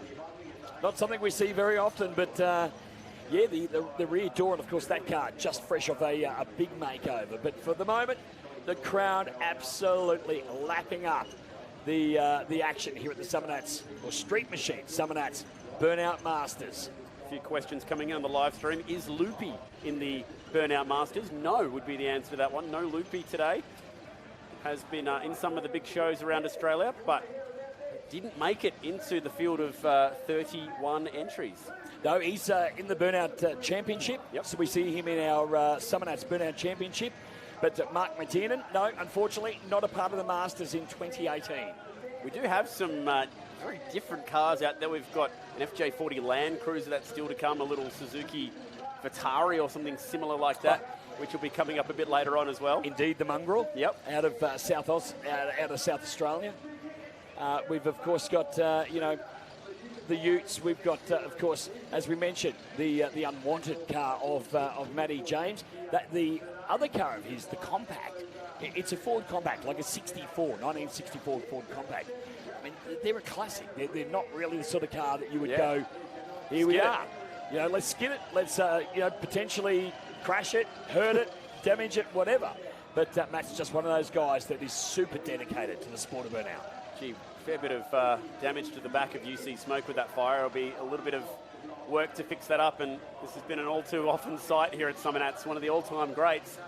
It's kind of like great supercars drivers who could never win Bathurst. You know, a guy like Glenn Seaton was an ultimate champion of the sport, could just never seem to win the big race. And it looks like that's a similar case here for Steve Loader and UC Smoke. The crowd will cheer him off, but unfortunately it's on a flatbed. A bit of a cleanup going on out there, courtesy of the fire that was off the back of UC Smoke. Of course, the cleanup consists of effectively oil soak. You see the hard work is just brushing it in, and then we'll get the sweeper to just pick up all of the remaining debris left over. Now we go to the replay and have a look at Stephen Loader with UC Smoke, and it was indeed flames aplenty here this afternoon, and certainly a fairly big fire there. There are so many different things that can cause a fire with these cars sometimes, but we definitely have the right staff on the job to make sure that they can stop it. But that is a big clean-up there. That has dropped quite a lot of liquid and quite a lot of ash being used on the burnout pad to try and fix that up. Well, we've also had a look at around the surrounding of the pad and made that even further, more so than what it was, made it extremely safe for all of our officials. There's exclusion zones outside of those concrete barriers. There's sandbags, so all of the holes and the any sort of area that the flame could get through has been blocked off. So it is contained within that concrete coliseum. And of course, you can see that the fences of the spectators well back. It is only the trained professionals, our media, our fire staff, and of course we've got our cleanup crew that are within that compound. Now, I'm not sure if this bloke's a great comedian or if he's being honest, but someone on the live stream's trying to tell me that they're watching from Scott Base in Antarctica. Now, that would be a first. We've now officially covered off every continent, if that's true. His name's Daniel Padgett. Now, he's either pulling my leg here, Jason, or he's got the penguins and the seals around the live stream tonight. He says the bandwidth is just holding up. I'd imagine there's not too much burnout action happening down in Antarctica right about now, so it would be rugged up where we're experiencing, 35-degree heat, or as you said, around 100 degrees Fahrenheit. He'd certainly be down around the minus 10, no doubt. At least. Hope you're enjoying the action wherever you're watching, whether it be snowing or sunny, Northern Hemisphere or Southern Hemisphere. We are going live to the world once again as we enjoy the action here from Summernats 31. Why not come and join us? Tickets go on sale soon, I believe, for Summernats 32. And you can be here for Australia's biggest horsepower party. And I've been to a few of them, not as many as you have, Jason, but it never seems to disappoint. Oh, absolutely not. It's great to watch the faces of those that have never been here before, and when they do get here, and they just stare in disbelief at the enormity, the size of the show. It certainly covers quite a huge amount of real estate. We spoke before about show pavilions and dyno cells and the burnout pad, but there's also a massive cruise route in which these guys and girls can cruise their street cars as entrants. They can literally cruise the perimeter of Street Machine Summernats, and we know that down in a portion called Tough Street, that is where the wild men land, because it's the place that certainly there's plenty of enthusiasm from the spectators. And of course, the drivers love going through there, because it's one of those places that they can cruise through and have an everyday tough street car, and the crowd are just cheering them on. So I drove down Tough Street last year in a 2001 RAV4. I've never felt more ashamed in my life. Let's check out the highlights of what's been a frantic Burnout Masters so far. We are up to number 8 of 31. It all started with Gem Skid, the Melbourne Mum, our only female competitor. Awesome skid, actually, and so far, you'd have to say, one of the best. We moved it right through, and we've had a number of utes qualify for the show in Summernats 31 this year, and also quite a few Tiranas. Never a surprise there. Dwayne Palantine, the Wild West Aussie, letting it all hang out. Earlier action in the Burnout Masters. Summernats 31, thanks to Street Machine and Rare Spares. Big fire off the back of Dwayne Palantine, which was always due to bring out the red lights. Once the officials hit the red light, you are not allowed to continue. And the Fireys were quickly onto that one to put it out. Some of the action earlier. We are back live with Unwanted, and this is a huge, huge combination from WA, pumping up 1,400 horsepower. The first of Matty James' entries is go. This is the wild VF Ute from Perth in WA. Matty James, he works hard and he likes to play twice as hard. Great start, plenty of smoke, very aggressive on the tip in now. Brings, that was super close. There's bodywork flying off and he must have got it. Well, each of those concrete barriers weighs in excess of 4.5 tons. And I can tell you that although they can move, they generally don't without a forklift. No, a VF Commodore isn't going to move on. Not a Ute, not a 1,400 horsepower Ute. But if he's got away with it in the judges, he will still be scoring quite high because smoke content has been through the roof. Lots of expression from the car using a lot of the pad. The engine note, absolutely music to the ears. The blower wide from those blower pulleys and, of course, the rubber belts. Now, we see that the rear bumpers are off now. They do tend to take the bumpettes off these late model cars because they are of fiberglass material. And Matt James, job done, tyres off, climbs out of the car, the big fella, of course, with the big red beard. And Matty James, that is the first of 2 Burnout Masters opportunities that he has to win this afternoon. Yep, the only driver with 2 opportunities. It was just about bang on a minute, a couple seconds over for Matt James, and he rolls out of there. He was walking around like a lost kid trying to find someone to take position 11 off him. Later in the show, he found a friend in Matt Purnell. Replay here, he got very close once, and then that time through, he knocked the signs off the walls. Such is the strength of the exhaust and the power of 1,400 horsepower pushing those tyres around like that. Now, we also should reiterate that, the finals are tomorrow. This is where all of the cars that we've already seen and the cars that are yet to come out, they're just trying to get themselves into a 10-car spot for the finals tomorrow. So they're really pushing very, very hard. And, man, oh, man, there's one thing I'm glad of, and that is that I'm not a judge. Yeah, tough gig for our judges here at Summernats 31. They do such a good job trying to, find 10 out of 30 to go through to tomorrow. This is monster. Haven't the West Aussies dominated this year? Yeah, they've picked early pills as well, haven't they? A lot of them coming out early in the draw today. Matty Hughes now, the boy from Freo. Whack off the wall with the right rear of that little Mazda Ute.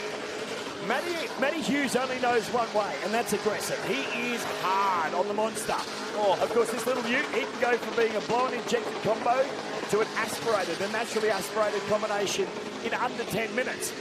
But, and he's banked it again there on the concrete barrier. I guess that is the benefit of having a little tray like that, is you don't stove or cave in the rear quarters or potentially break, expensive parts. I was at a Toyota Hilux once with a steel throwing it, and someone in a Magna ran up the back and he completely rode off their car. It bent the rear taillight cover of the Hilux, and that was it. They are tough when you've got a big tray back on them. And for this little 1969 Mazda Ute, it seriously knows how to throw down.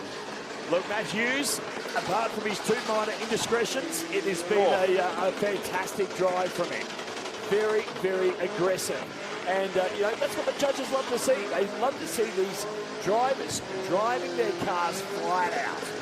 And that is exactly what Matt Hughes is doing with the monster right now. Yeah, drivers like Lynchy have changed the game when it comes to just how much of the pad and how quickly you need to use it. That's a great skid from Matty Hughes. Unfortunately, there's signs of damage on that right rear side of the tail where he's clearly nudged the wall. He's not going to get out and celebrate. He's going to keep skidding all the way out. And this crowd has witnessed something pretty special there. Just 580 horsepower, but that was a big, big burnout. And he will exit the pad with his head held high. This is the speed that he entered the tip in. It was big. And did you notice, Chad, that he turned in way, way early.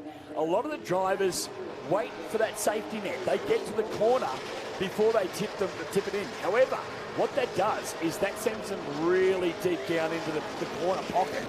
And that sometimes, as we just see the little tag on the wall there, that sometimes can either send them deep into the pocket, which really doesn't give them much choice of where they can go.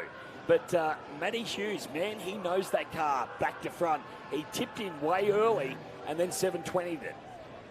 So great job by Matt Hughes, albeit with those small indiscretions, although it will cost him in the points. Still, though, an absolute killer skid. He had a little bit of time off from Burnouts last year to spend some time with the family, returned to win the Narrogin Rev Heads back in November. And we'll have a treble of West Aussies as Blackout gets ready to take to the pad. The treble of West Aussie Utes. And this is one of the wildest from over in WA, qualified via the Burnout King, which is the traditional Good Friday event over there at the Perth Motorplex. And if you can finish top 3 at that event, you are seriously a heavy hitter in the scene. Matty Purnell was one of those guys, probably the first to come out of the west and head east to start contesting the larger burnout competitions. And some would say he's still the king over there. Beautifully presented cars, as they all are. But Matt Purnell with this beautiful ute, Holden ute, of course, what, 1974 HJ utility. And then with that 400 cube or big block Chevrolet engine, screaming its head off. One of the guys also to run a full bonnet. You see a lot of guys don't run bonnets just so the heat can escape from the engine bay. Obviously, he's tagged the wall as well. Just about every burnout today has found the wall at some point. Joking. He'll be very lucky to get away with that one. The judges aren't going to miss a hit like that. Backs it up against the wall again. He's fired up today, Matt Purnell. He's going to make it in the top 10. Chad, as I said, we've got judges sort of, spread in different parts of the pad. And now with modern technology, when we've got such great camera coverage that goes to the big screen, they can monitor that action very easily as well. It's like watching Channel 9's Ashes coverage. We've got Snicko out there to tell when they've hit the wall, maybe a bit of hot spot. Hot spot could be the go. It'd be perfect, wouldn't it? And that skid has come to an end for Matt Purnell. He's just out of there. I think he's a bit disappointed maybe with himself after tagging the wall like that. He was meant to come out in position 30, but he swapped over with Matt James, who was due to come out at 9 and 11. And I wonder if that's had a role to play in that today for Matt Purnell. Replay time, instant smoke was there, but unfortunately it did get away from him a bit later on. Once again, we're seeing with these cars, we're seeing the camber, the off-camber pad. And as we discussed a little earlier, it's not built that way. It's just the lay of the land. That's how the land is, slopes off gradually to the left. And that's why you see many of these cars actually kick the tail out and just crab their way down the pad. Already reached the 1,000 comment mark on our Facebook live stream, on the Summernats stream. We are also going out on Street Effects and 1320. And a big thank you to our broadcast partners for helping us take burnouts to the world. Remember to hit that share button and show everyone what you're watching. You're watching burnout action here from the Summernats. Big thank you to Rare Spares and to Street Machine for their help, as well as the local government here in Canberra for helping us bring you the very best in international burnouts around the world. Now, I wonder if this is why he left the pad so quick. There's a bit of a clean-up going on. Was this just a regular, I guess you could say, planned clean-up, or was Matt Purnell actually leaking something there? I would dare say it is the latter. He did leave pretty quickly, didn't he? Look, initially I thought maybe he was just so disappointed in himself that he knew that he hit the wall, and chose to drive it straight out rather than celebrate, something that he didn't want to celebrate. However, the fact that we have got now that trail of the soak-up mix, and the Bobcat is doing a clean-up rather than just a generic drag of picking up the rubber. I would dare say that, possibly the oil pressure gauge has gone not happy, and he's just pedalled it out of there as quickly as possible. It seems like that might just be the case, unfortunately, for Matty Purnell. Great to have him as part of the coverage earlier when we went live here, 3 p.m. local time, as part of our pre-burnout coverage here on the Summernats live stream. Thank you for joining us wherever you're watching from, whichever continent you're watching from around the world. We've just about collected the whole set today. Not too far away from sending the next burnout car through. That is number 11. There are 20 to go as we try and find our way inside the top 10. Well, scheduled to come out as number 11 is the South Australian. And, of course, we'll touch on him in just a moment. But for the moment, we've got plenty of people that are slip-slopping and slapping. And the sea of sombreros is certainly alive here at the Street Machine. Summernats 31.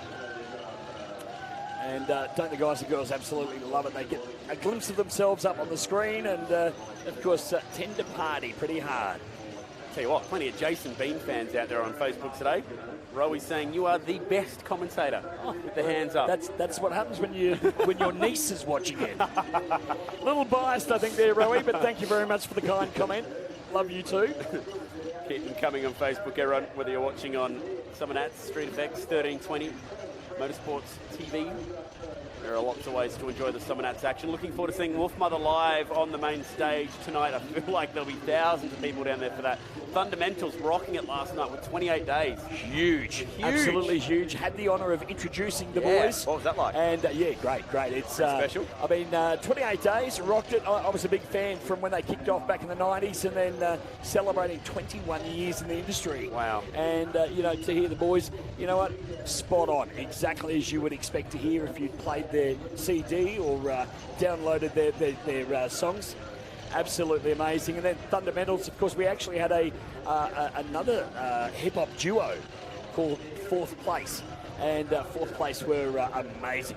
Young, upcoming duo, hip-hop duo out of Melbourne. Okay.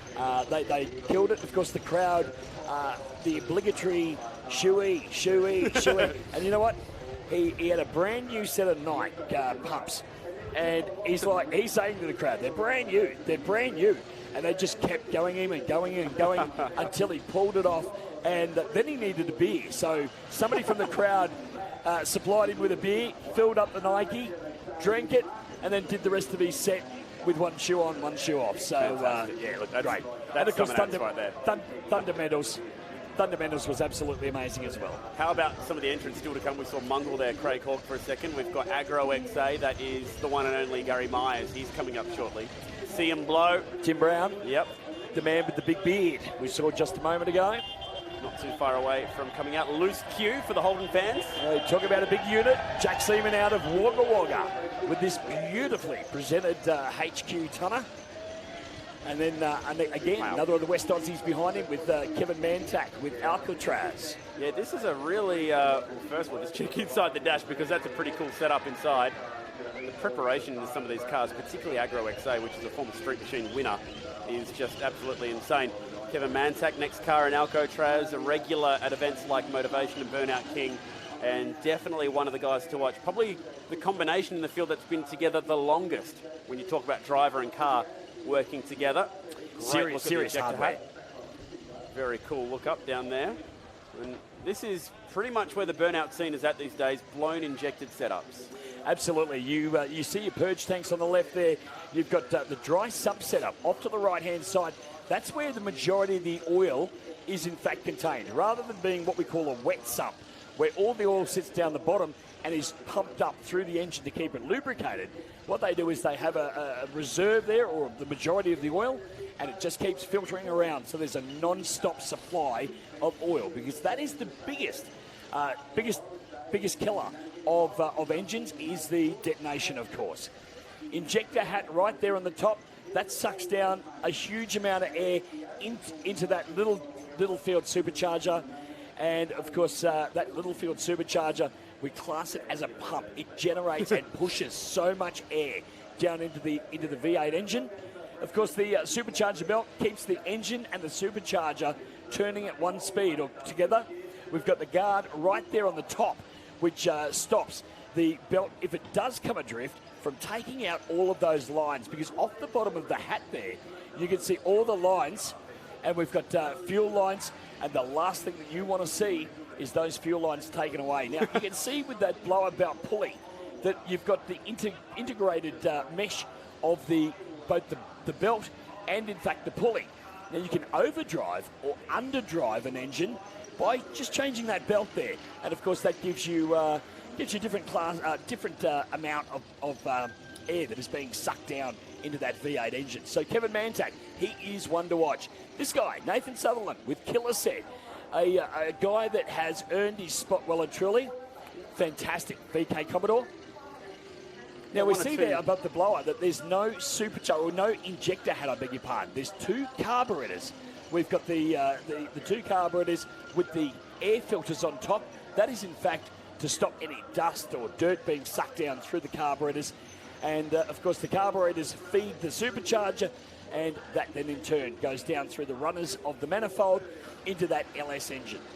Beautifully presented cars right across the field, and of course a fair amount of dollars as well. Absolutely. Nicely done, Jason. Nathan Sutherland, one of two local boys here in Canberra when you include Adrian Cuthbertson in that list, and not too far away from bringing the noise. Qualified last year via our wildcard system and backed it up this year with a ticket at the Burnout Outlaws at Sydney Dragway. Now we move on to Yatesy. Yatesy's another of the naturally aspirated cars. There's no blower here. It is a high-rise manifold on top of an LS engine, still with the twin carbs feeding it fuel. However, there is no blower there. That's just a manifold and then the plate straight down onto the top of the V8 engine. So some would say a disadvantage, some would say not. I mean, Lynchy can go out and perform the burnouts he does. This guy, Scott Yates, he was asked recently whether in fact he would be going blown, and he said, not until I beat Rick Fuller. So with Rick Fuller's a blow-in combination, which is, I think, the guy that might be, no, that's Thrasher behind him. Until he beats Rick Fuller with a naturally aspirated, he's certainly not going to go blow-in any time. That is exactly the engine that we just saw. That is exactly the engine we just see in its entirety that is up in Scott Yates' car, underneath the bonnet. To give you a bit of an idea, for a car that isn't blown, particularly the last one that we saw, that's 600 horsepower. Kevin Mantak, who was the first car that you talked us through, that's 1,400 horsepower. So it could be nearly an improvement of 800 horsepower just to be blown here. They say if you're not blown, you're not known, but that's just not true anymore because we've got some unbelievable heavy hitters in the Burnout Masters, and we're back live now with Mongrel, and this is a really cool, fun combination. We love short wheelbase cars in the Masters, and this is one to watch. Craig Hawk's first time in the Burnout Masters with the Mongrel. Now, I'm not sure exactly. Is it a Suzuki? Is it a... It's one of those sort of mixes. Yeah. Of, that's why it's a Mongrel. And exactly right. I believe it was fresh out of the wreckers. Yeah. Of course, picked his spot up out at Summernats in Alice Springs back in September. Uh-oh, he's in a bit of trouble here. How's the teamwork? Oh, absolutely. Hard left, we'll get out of here, and they do get out of there. Great work. Talk about having a spotter on board. Nice work from the passenger. Even the passenger's going, right, straight ahead, and he gives him the flick. And you know what? You need somebody like that. Yep. A good, proactive passenger to ride shotgun, to tell you where you need to be. Because the driver's eyes can't be everywhere. He said, hang a left up here, Craig, and we'll get out of here. And that's exactly what he did. Oh, perfect. Man. Absolutely perfect along the fence. Mongrel's bringing the show to Summernats, cobbled together with second-hand parts. But this is a first-grade skid from the man from Port Lincoln, and he parks it in the corner after a minute of the best entertainment we've seen so far today. Thank you very much, Craig Hawk. If you don't get yourself a spot tomorrow, you would be very unfortunate. That was a killer skid from start right through to finish. That was huge, absolutely huge from the man from Port Lincoln. And that is great use of 500 horsepower. Again, the most mobile cars in the Masters are the low horsepower ones. And he'll drive it off surely to a good score. Let's hope that that is top 10 material. I want to see him back tomorrow. I want to see him back tomorrow after that effort. When we saw him out at Red Summernats, it's a considerable smaller pad out there. It's a lot more challenging because obviously you don't have as much real estate.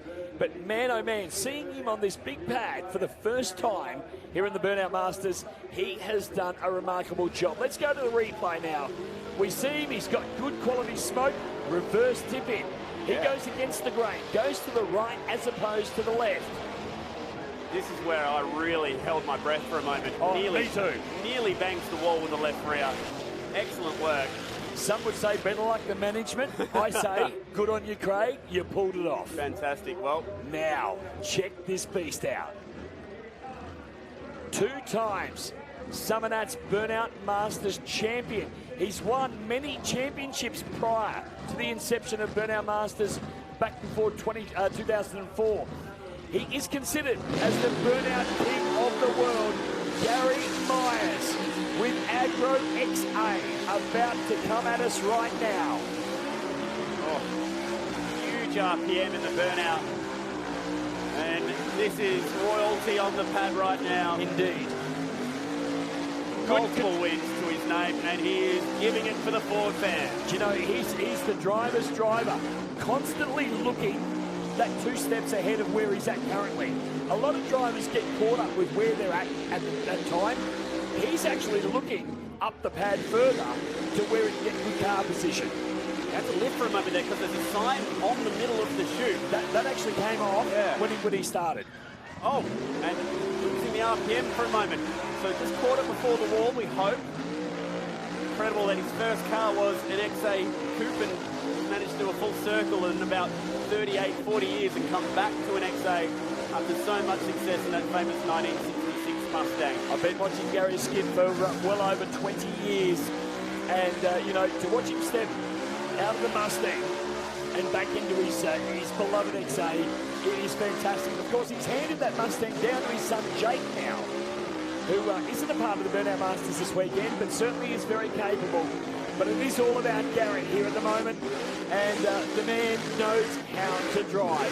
From a fresh, young-faced 20-year-old to the, shall we say, mature-aged veteran that he is these days, he is still the master.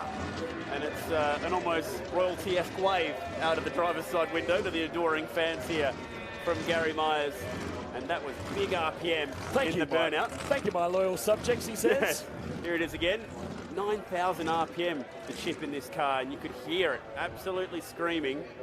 It got pretty close to the wall, but I didn't see any scratches on this immaculate finish. You could see up ahead that the sign was already off. That came off when he actually started.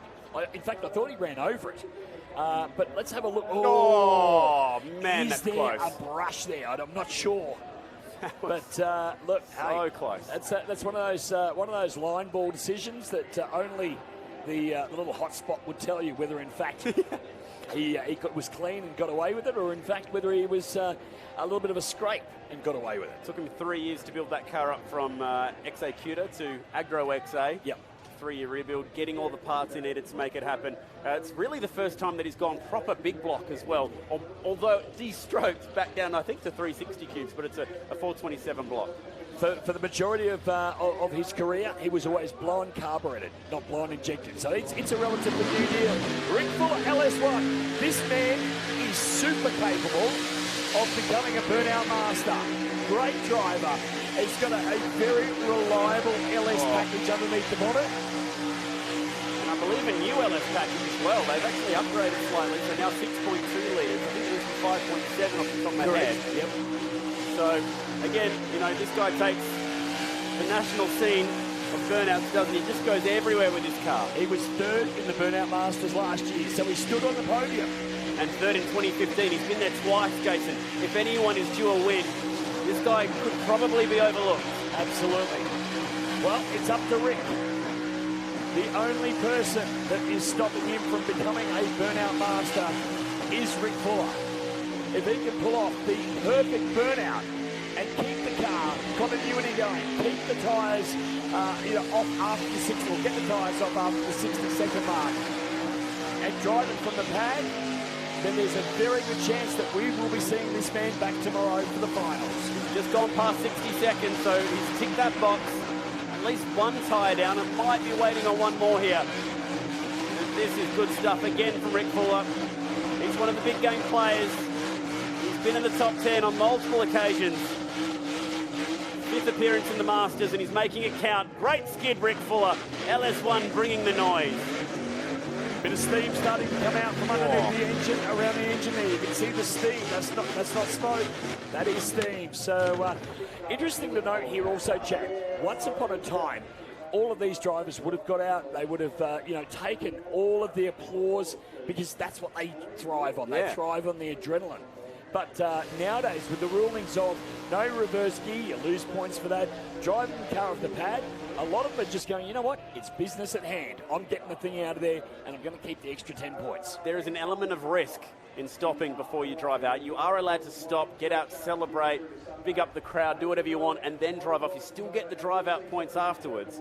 But, of course, anything can go wrong at that point once you pretty much kick the thing in the park and get out. You don't know what's going to happen. There's definitely an element of risk. So we are pretty much past the halfway point, just on the halfway point now. Pagey will be next up. And it's a good day for a cold beverage because... It's a good day for an ice cream. Or an ice cream, here we go. Because it is searingly hot out there. And pushing now, I believe, 37 degrees, which was our expected maximum late in the day. 10 past 5 p.m. here, local time. 39 degrees tomorrow. And if you're wondering, in the States, that is 102, I think, off the top of my head. Wow. Just about. Maybe 101.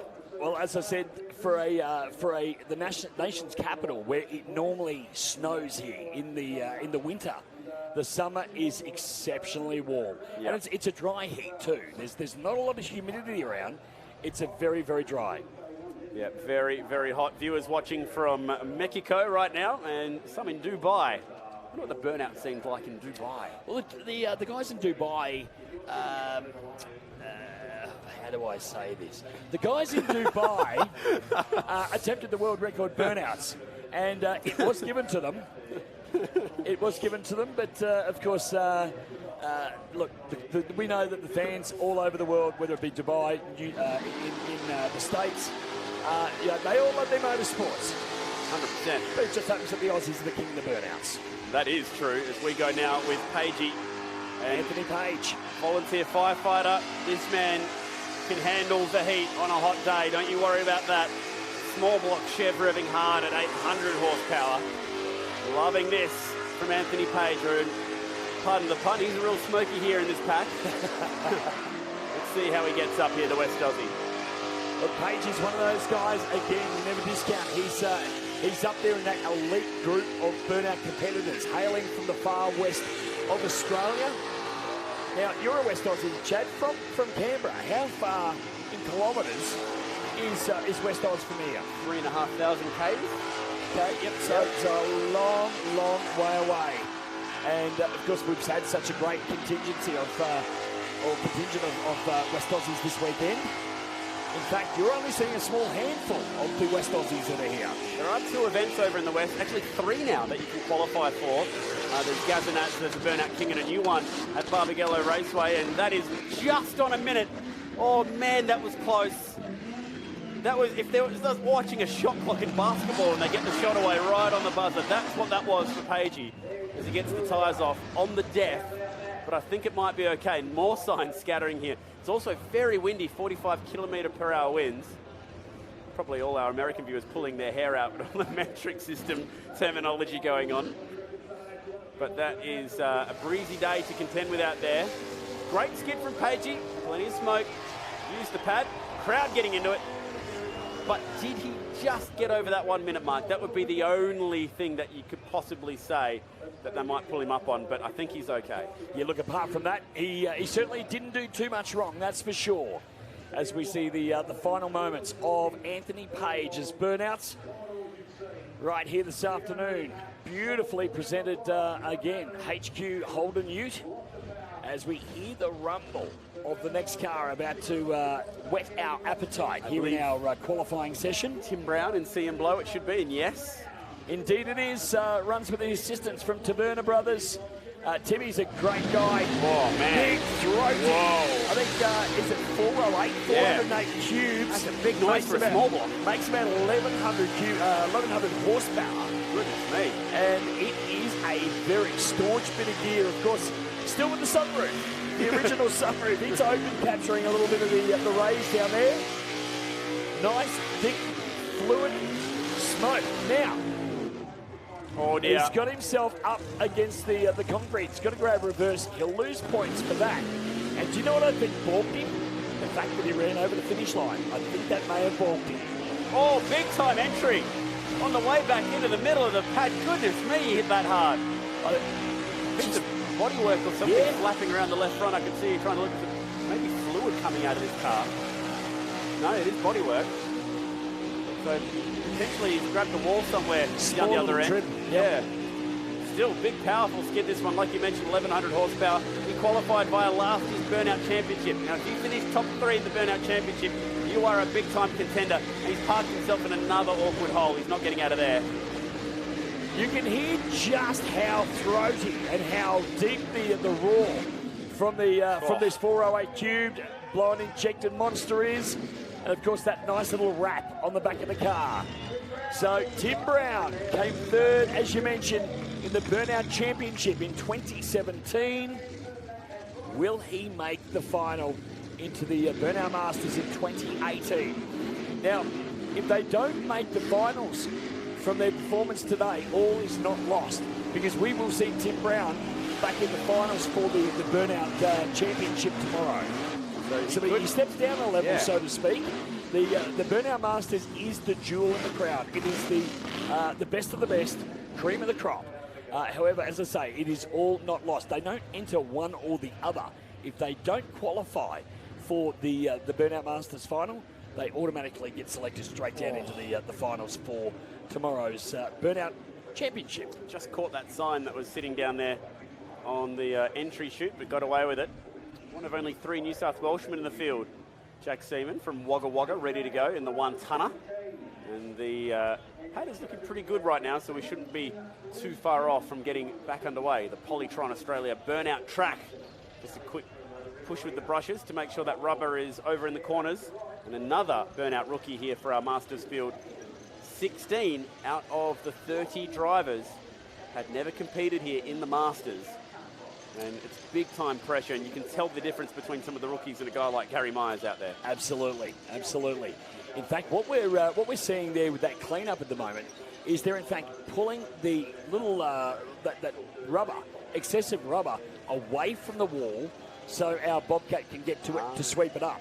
Because when we get to some of these cars that do throw a flame out, that's where things can go pear-shaped, and we do see a bit of flamage. But Jack Seaman, loose Q, is certainly here appearing in the Burnout Masters for the very first time.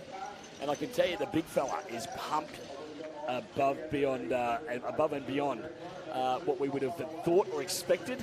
He is super pumped. Check out this crowd. Just fantastic, isn't it? Thousands of people here once again. We had a crowd in excess of 100,000 people for Summernats 30.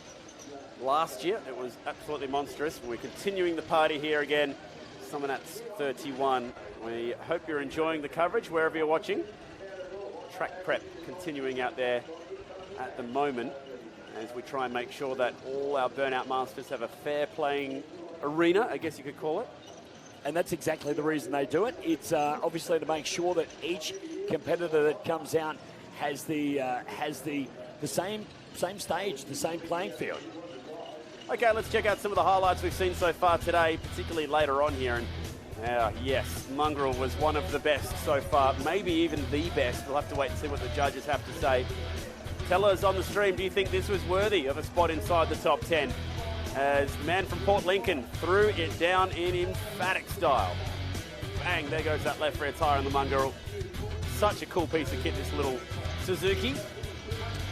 Then, of course, 2 times Burnout Masters champion Gary Myers came out and smoked us in with an amazing performance from his Agro XA Ford hardtop. And, we think it was near on perfect. May have been one small indiscretion in there, but again, did we in fact see him brush the wall right there at that point? Did he brush it? We don't know. We certainly hope not, because not just for losing points, but the fact that car just looks so immaculate up close. How about Rick Fuller? Some people on the live stream, Jake, suggesting that this was the best Burnout they've seen so far today, and you'd have to say that's a pretty fair call. He really brought his A game today. Yeah, absolutely. Rick Fuller. He indeed also turned it on and on its head just drove the wheels off this VK Holden Commodore. And as we said, he's twice third place at the Summernats Burnout Masters. Can he make it second or even go a step higher in the #1 spot this year? He might just have bought himself a ticket into the top 10 tomorrow with that incredible skid, and definitely part of the highlights today has just been seeing so many fans here keen to see the burnout action as we have come to expect here at Australia's biggest horsepower party. It's all thanks to our good buddies at Street Machine, Rare Spares, and the local government here in Canberra that let us go crazy year in, year out with these wild skids. I'm checking out some of the highlights as we work the track at the moment. Make sure it's fair and ready to go once again. Big entry from C and Blow. Love the blue tyre smoke. Great contrast with the white paint scheme from C and Blow of Tim Brown. And man, oh man, that gives you an overall look at exactly what we've been enduring so far over the last hour and a half with Tim Brown getting up close and personal with the concrete barriers as well. Josh Smith watching on from New Zealand. Sorry, Jason, saying that he reckons Mongrel and Agro XA the best two that he's seen so far. Let us know who your tip is from the burnouts that you've seen. Who's definitely got themselves inside the top 10? Who's the best so far as we get ready for Loose Q? Jack Seaman out of Wagga Wagga in central New South Wales. About to take his position right on the starting line and unleash this small block Chevrolet. So blown and injected. However, it's a small block Chevrolet. Many of the guys run the LS, the latest style, V8s. This is your old school V8. 400 cubic inches of small block, 1,000 plus horsepower. Tips it in nice and early, preempts that corner. And see now, he's set himself up where he can choose to go to the right, down to the finish line, or he can utilise the main donut arena. Oh, has to go left surely a bit there. Oh, that was cutting it fine. Cutting it very, very fine in Loose Q. Tell you what, very good skid. Lots of smoke. Judges will be loving the smoke. Very patriotic with the green and gold. He's an Aussie through and through. And he's telling us he's certainly very patriotic with that green and gold smoke. Have a look at the plumage right above the pad, and it just keeps on getting puffed out. Great skid from Jack. We haven't seen him utilise the entry or the exit chutes, the areas, the thinner areas where they run in and run out of the central donut pad. He's just mainly held out in that, what we call a safe zone. And the judges will know that. They will certainly know that he hasn't used all the real estate available to him. He hasn't been, I guess, throwing caution to the wind by being a little daring and taking it to places that, are a lot tougher to negotiate. Crowd loving Jack Seaman's Loose Q run, and the big fella's out. He's stoked. Have a look at him. Good to see some celebrations. We've been missing the last few. They've all driven out of the pad, and that's better from Big Jack as he throws the helmet up in celebration. Oh, there goes the helmet in the crowd. You can have that one. I'll get another one for tomorrow. Souvenir. And let's hope we see him back tomorrow, because this was an awesome skid from the man from Wagga Wagga. And check out the green and gold smoke out the back. Beautiful car position on the run-in and then the tip-in. Really, that's as close to perfect as you can get. Tuned it in early, let the inertia and the weight of the car drag him around into the open area. And of course, as I mentioned, let him set himself up for an option, a choice of where he wanted to then pedal to. Yeah. The only thing holding him back, I reckon, with the judges would be, like you said, Jace, it was a test cricketer's approach to a burnout, not a 2020 approach. And will that cost him with the scorers? Yep. We'll have to wait and see. Kept the burnout very centralised in that main, what we call the donut area.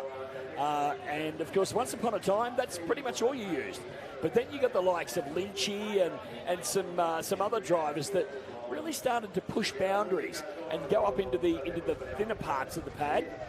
And then once you saw Lynchy do it, then you'd see guys like this man, Kevin Mantak, with the big, 1,400 horsepower engines doing it, to our disbelief as spectators. Yeah, we mentioned it earlier. No one in this field has been with his car. Maybe Fred Watson would be the only other name as long as Kevin Mantak. This is a proven combination. And this will be his 4th appearance in the Burnout Masters, to give you a bit of an idea. He's been here on plenty of occasions. Oh, the plume of smoke is just unreal from the back of the big ute. 8Z, 1976 8ZU. So that's a great start. Plenty of expression as well. So it's an aggressive start from Kevin Mantak. It is indeed. He chooses to go back up towards the start line now. Whips it around beautifully, keeps the thing clean and off the wall on that particular manoeuvre. Now lets it run, gets off the brake, lets it run back down into that safe zone of the donut pad. Meanwhile, you can't see anything. He's driving out of a totally smoked out arena, and now he can start to see where he's in fact heading back into a bit of clean air. So Kevin Mantak certainly scoring very well with the judges in regards to driver control. Smoke, it's off the chain, it's off the hook. RPM, even though that's not judged, he really hasn't lifted, apart from when he's had to get the car around the position where he wants it to be. Fire inside the engine bay. The thing is alight. Small barbecue, right-hand side of the engine. It'll cost him some points, and it may even prevent him from getting these tyres off. That's a really awkward area for a fire inside the engine bay. Red flags come on, and let's hope that they can get that extinguished. He obliges, he stops instantly. Now one tyre is down. Is that left side tyre down? As Kevin gets out, the fans like what they've seen. Oh, he's a big unit too, Kev. Yeah. Look, you know what? I felt for him there. We can see plenty of oil. That's the dark, sort of slippery-looking area surrounding on the pad there. That's oil that's been dropped. But I got to say, man, I was hoping for Kev Mantak's sake that the old fireys didn't see the flame and he could get the tyres off in time. But obviously that flame, that flicker grew and grew larger to the point that it got the attention from our fireys, and the call was made. Red flag's out. You must stop immediately. It's dropped a lot of oil for such a small fire. You'd think with that volume being dropped that it would have really shot up and been quite an aggressive flame. In fact, I would have thought that, I thought initially it might have been just where, it's come out of the rocker covers down onto the exhaust pipes, and just a small flicker of where it's a bit of oil on a very hot pipe. But not the case. So it's left a little puddle behind where they've extinguished the flame. It's a polite round of applause from the Summernats faithful as Kevin heads off.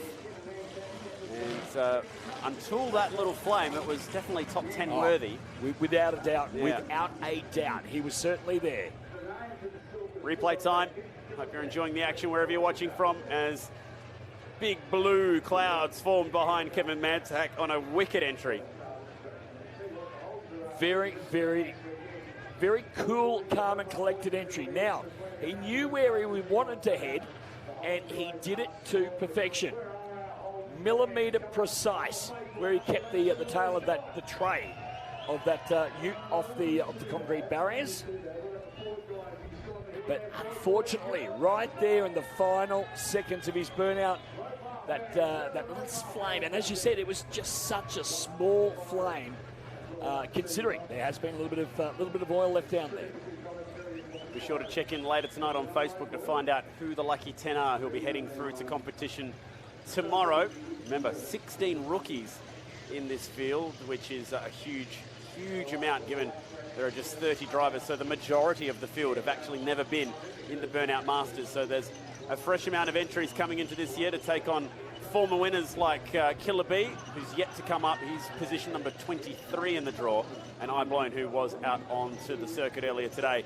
Looking through the amount of entries we've got here, out of the 31 cars, we've got 7 different manufacturers, which is actually more than recent years. So with the addition of the little Suzuki, we've added an extra little manufacturer to it. So 19 Holdens out of the 31. No surprises there.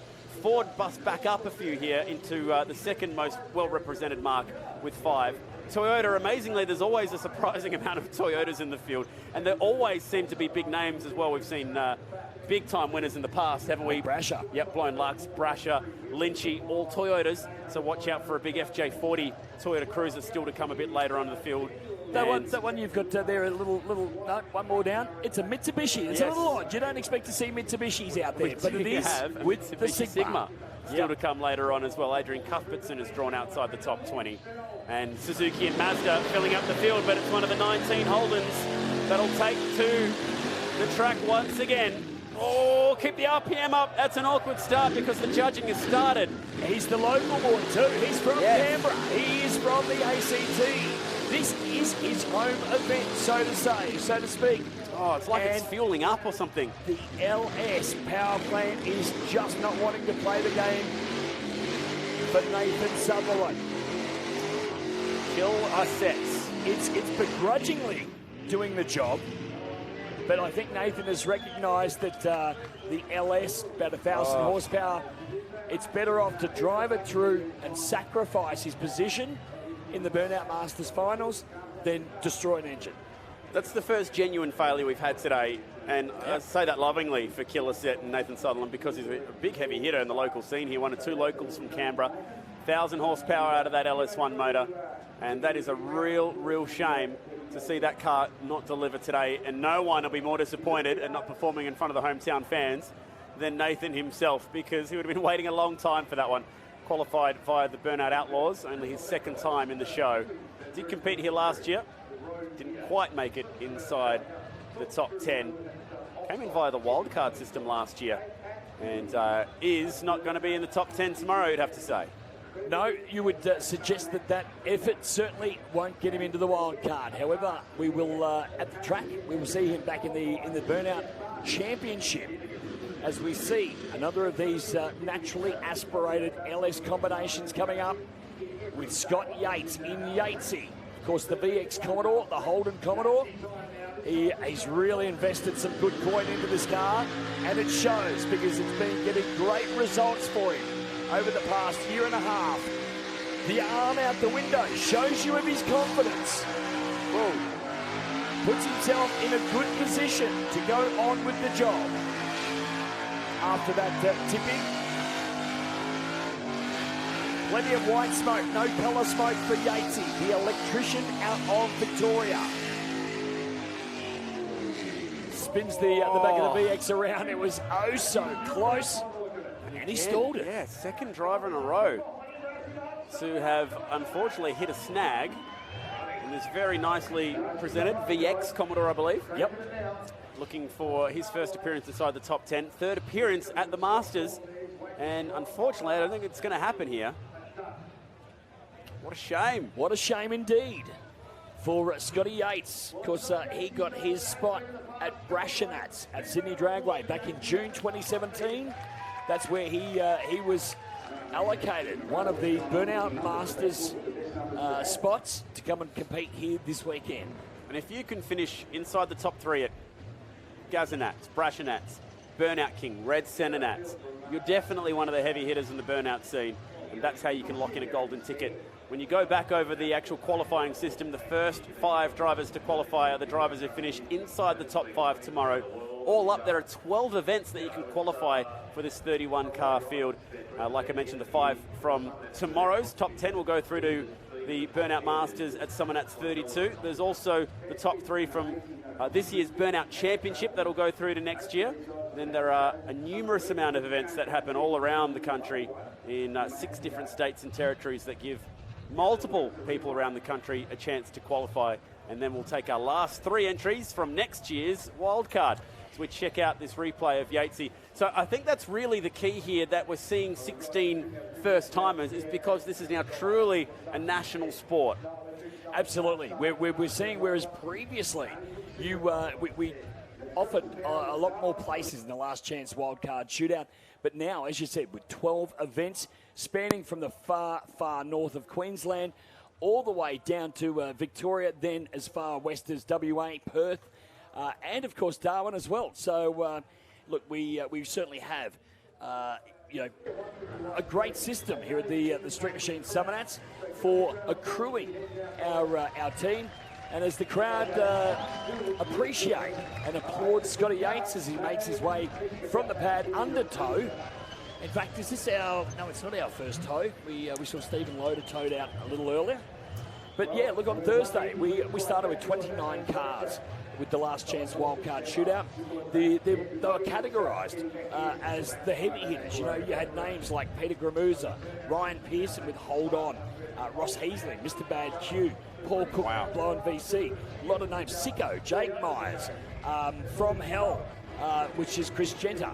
Those guys, all you would just assume they're in the field, but never assume anything, obviously. They've got to earn their spot. We had 2 from New Zealand across competing this weekend. Then, of course, Team USA. We had 2. It is indeed a truly international competition this weekend, a world burnout event.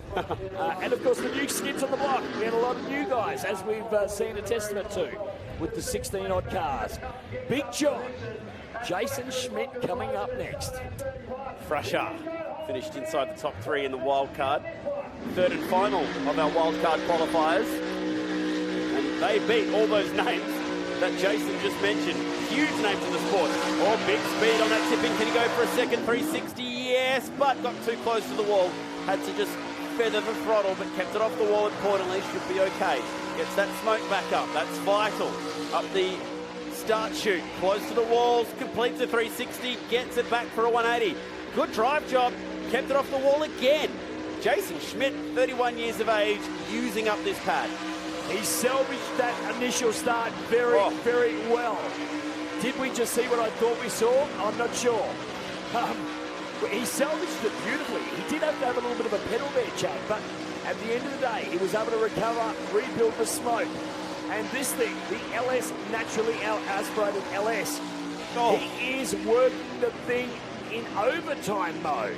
And of course, a car that is this beautiful, you would definitely see if he was to have some kind of impact with the wall, it would be evident. Tyres going, at least 1 down, surely 2 gone. 2 arms out the window as well as he hooks it hard right. That was an epic skid from Jason Schmidt. Oh my goodness. Barely a blemish in it.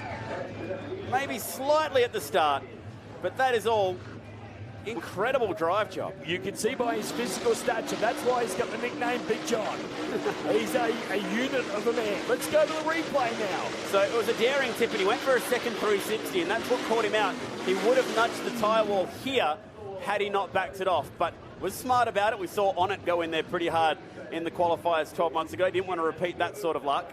And again, that's as close as you could possibly get. He would have wiped the entire boot out of that car had he gone in at that speed.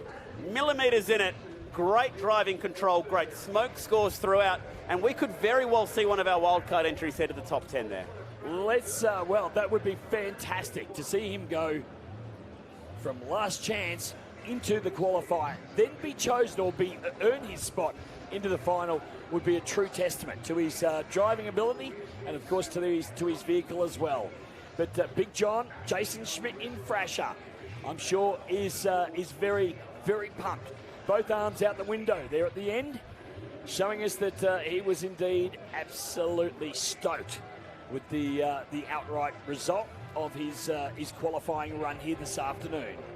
No surprise, plenty of fans on the live stream right now liking what they just saw, and plenty of fans cannot wait to see Lynchy take to the stage. Even when Lynchy's name was announced for his pill draw today, the crowd went wild. It's crazy, isn't it? He is such a crowd favourite, Andrew Lynch, but we will be seeing him.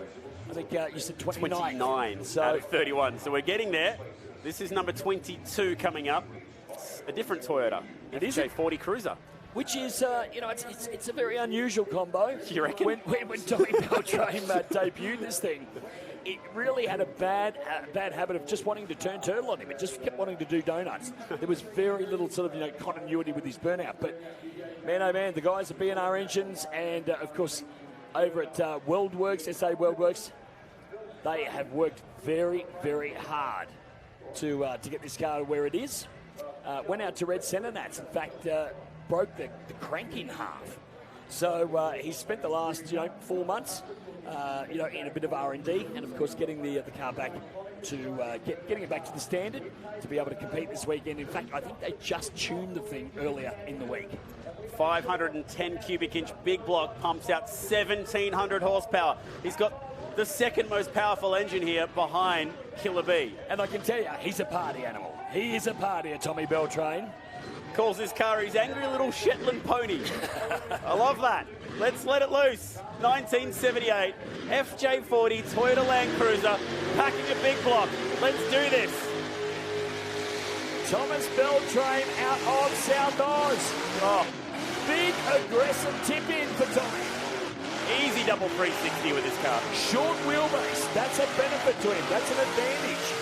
In that now that it's sorted, as far as where it goes where he points it, he can spin that thing around in the smaller parts of the pad and not have any issues whatsoever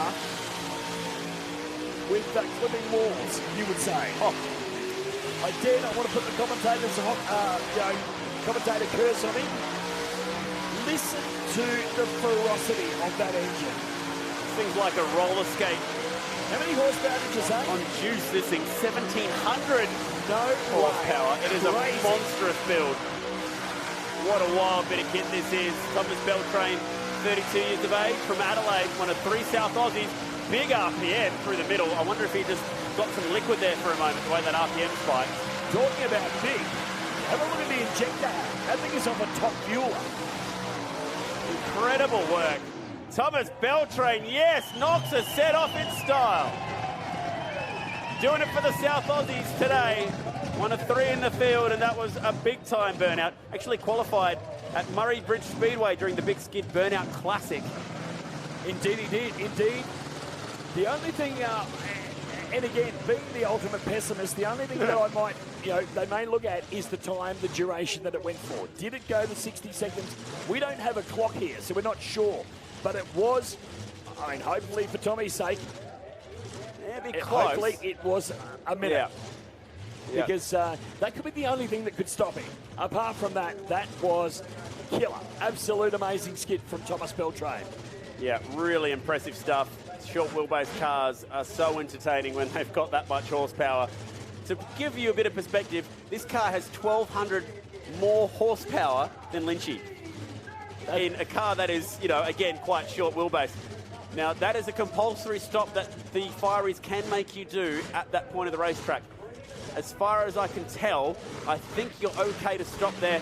You don't lose your points when not exiting the pad. The fireys just want to make sure that everything's okay. Tyres are off it, job done, and drives it out. Oh, boy. Reigning champion, Jack. Oh, boy. About to come our way. So the 2 heavy horsepower cars come up one after the next. From 1,700 horsepower, we raise you 50 to 1,750. Killer B in the house, the man from Werribee.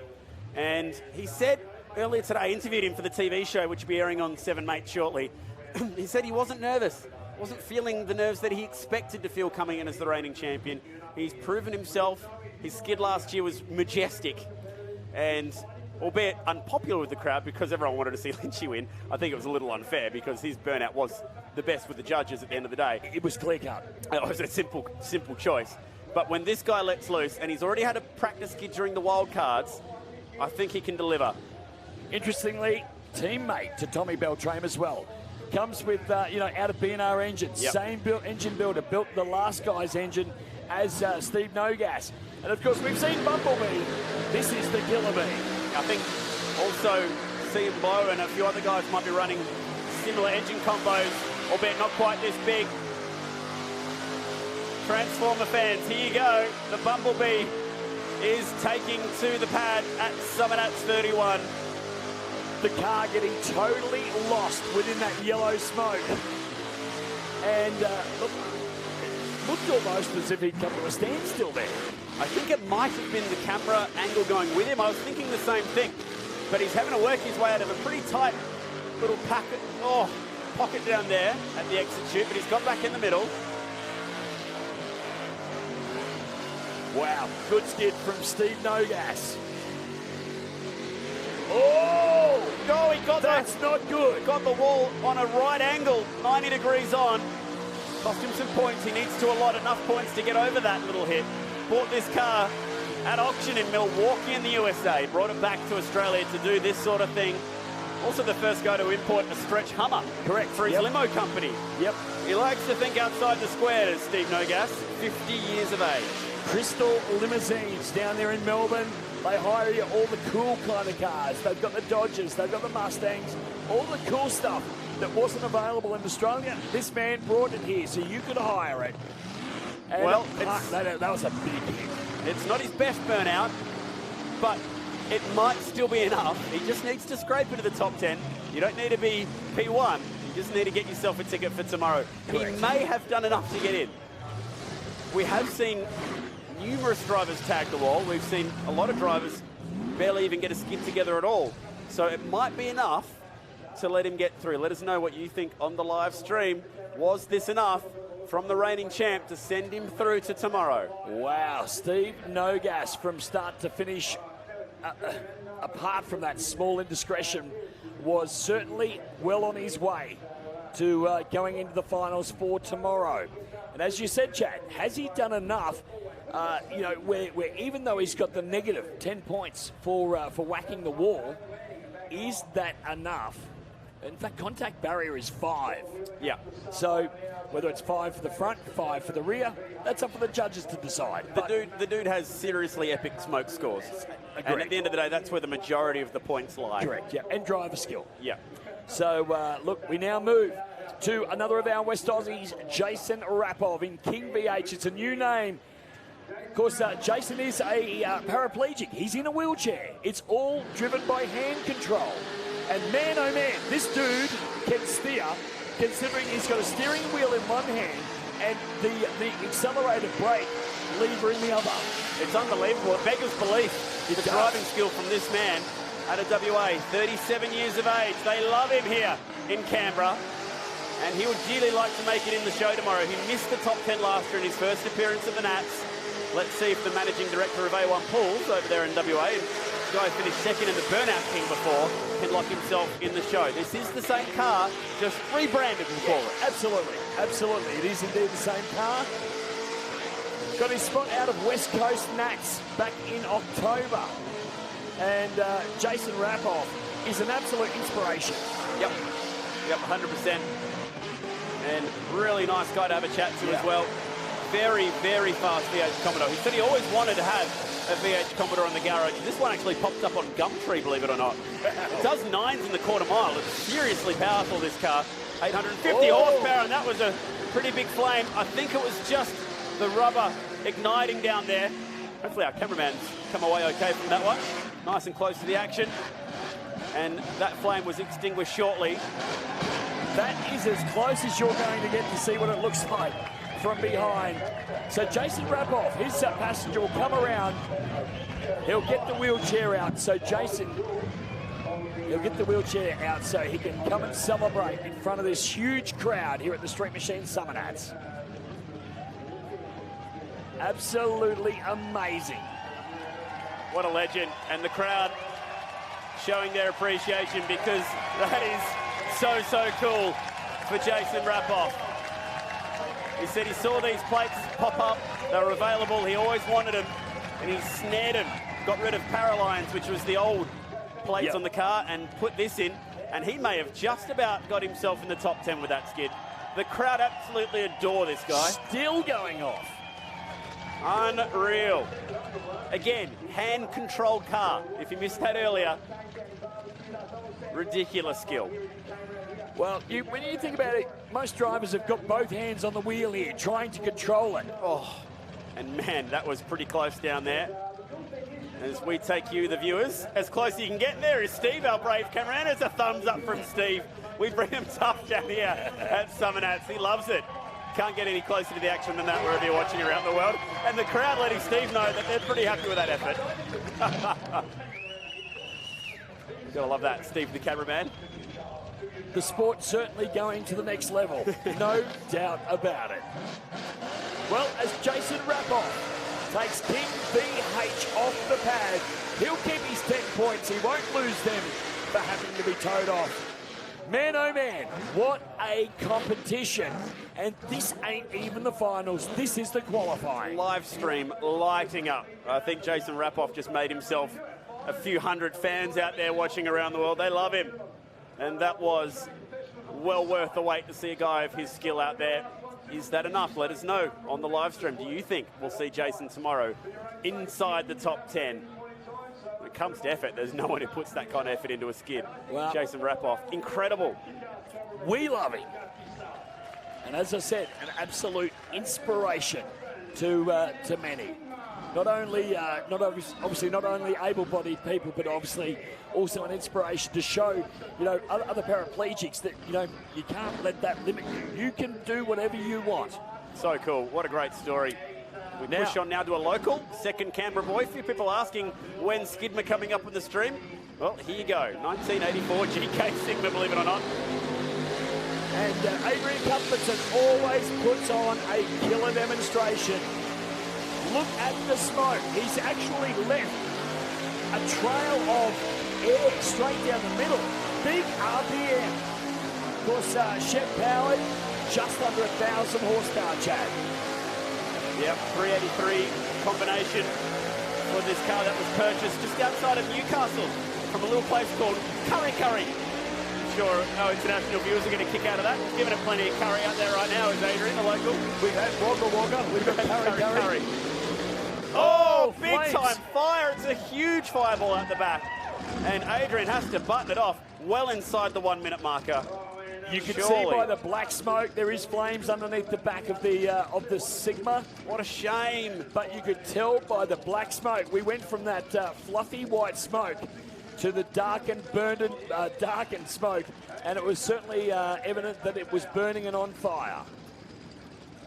Tread Cemetery winning team, part of Uno, and he did, I think, 4 burnouts in 2 hours at Tread Cemetery this year. So this car actually has such longevity. It's so rare that we ever see an issue with Skidmore. No, look, it is certainly one of the very reliable combos. I think a little earlier, if I'm not mistaken, down out at Sydney Dragway, had a massive flywheel explosion. Oh, wow. Yeah, like just tore the box apart. But that's about the only thing that I can recall where Skidmore has had some kind of mechanical issue. Apart from that, that was just unfortunate. Just arced straight up. Yeah, as we look at the replay. We go live again now. Skidmore gets back on the loud pedal, tips it in. And once again, that red mist of anger will come down where it's just, now you've been a bad car, I'm going to punish you. Gonna whip it. Look at the crowd, they're loving it. Oh, look at it. Loving it at Summernats.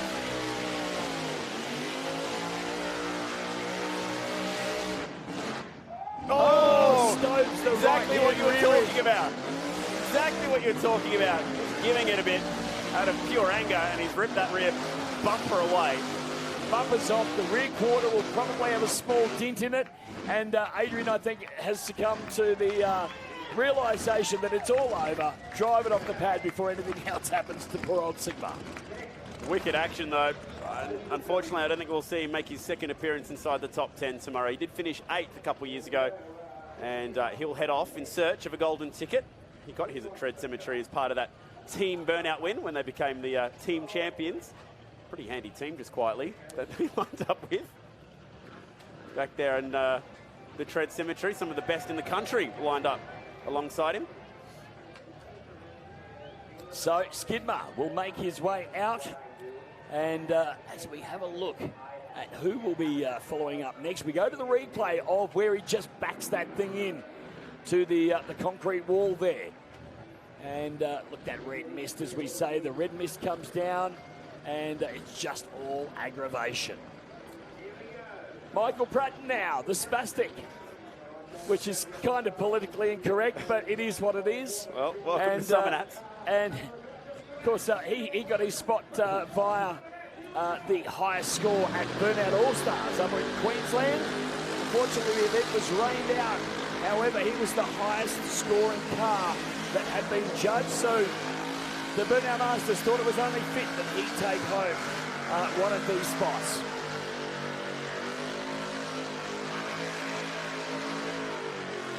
So Michael is a relative newcomer to the main game, to the big boys, if you like. With this VX Commodore, again, another of these cars that runs the later model LS later model LS engine plants. And so far, certainly not making as much smoke, although now he starts to get the plumage coming out from the back of the guards. I was going to say not as much as we've seen from some of the others, but all he's going to do, complete the skid and drive it off is what I was about to say. Gee, they were so quick with that red flag then, and there's a small fire in the engine bay. Right on cue, our fireys are there. They don't miss a beat. Has to turn the engine off, I'm afraid. Do you know, when we're talking about the temperature outside, the ambient temperature being, in the high 30s, and you've got those fireys that are out there in those full wool suits. They undoubtedly are the heroes of the pad. We've got volunteers that clean the pad. We've got, of course, all of our media down there. But to stand all day in those wool fire suits is just legendary effort. Agreed. Absolutely agreed. I don't know how they do it, to be honest. I see it at drag racing, I see it at circuit racing, speedway. I don't get how they can stand out there in temperatures that in the middle of the pad would be in excess of 100 degrees Fahrenheit, 40 degrees local. And there they are. Look at our fire. He's lying on his belly to make sure that this car is not on fire. It'd be like lying on a campfire out there right now. It is so hot out there. We got someone on the live stream saying it's negative 17 degrees in Ohio in the US of A. Wow.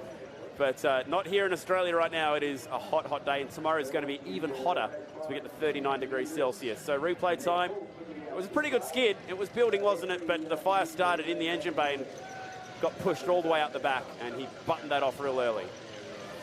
Now, many of our fans, it doesn't matter whether you're from Australia or whether you are from overseas, from internationally, you can in fact become a burnout driver yourself. How do you do it?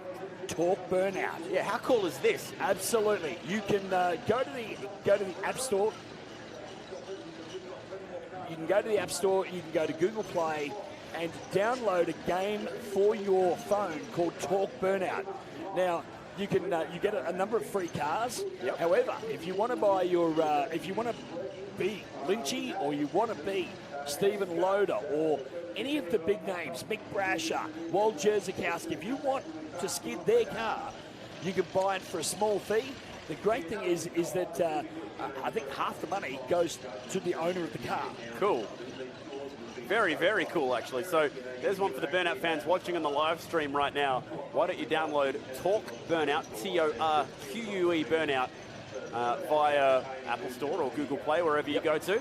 And you could be doing burnouts on your phone in Australia's most famous pad here at Summernats 31. Indeed you can. There's a number of fantasy tracks or pads, and then we've of course got the Summernats burnout pad. So you too can be a burnout star. This man on camera, heavy hitter, big car. Yeah. I mean, he placed second in the Burnout Masters last year. It is Lee McKenzie, the sparkle off the paint. Check it out, 372 cubic inch sprint car motor. Correct, yep. And it sounds like you're at the speedway when this thing kicks up. Oh, yeah. Runner-up last year, no one saw that coming out of Luxury. That was a huge effort. Big-time injector stacks up the top. Like we said, very sprint car as well. They do open those butterflies pretty much at the top of where the black connection goes into the silver. And it's awesome when you can see an engine, like a sprint car engine on the dyno, pumping out in excess of 800 horsepower. They are a serious thing to behold. No car can handle RPM and variations in RPM quite like a sprint car motor. They're built to do that. The spec in the paint is pretty special as well. Very simple dash. Just got the gauges that he needs. Flat back tray.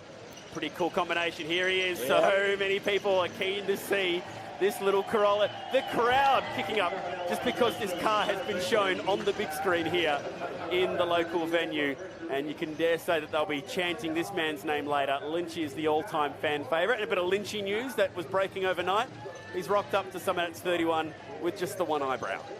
He's had a big night somewhere recently. And Lynchy just sporting the one eyebrow. Let's hope that doesn't affect his burnout skills. There is a reason we call him Loose Lynchy.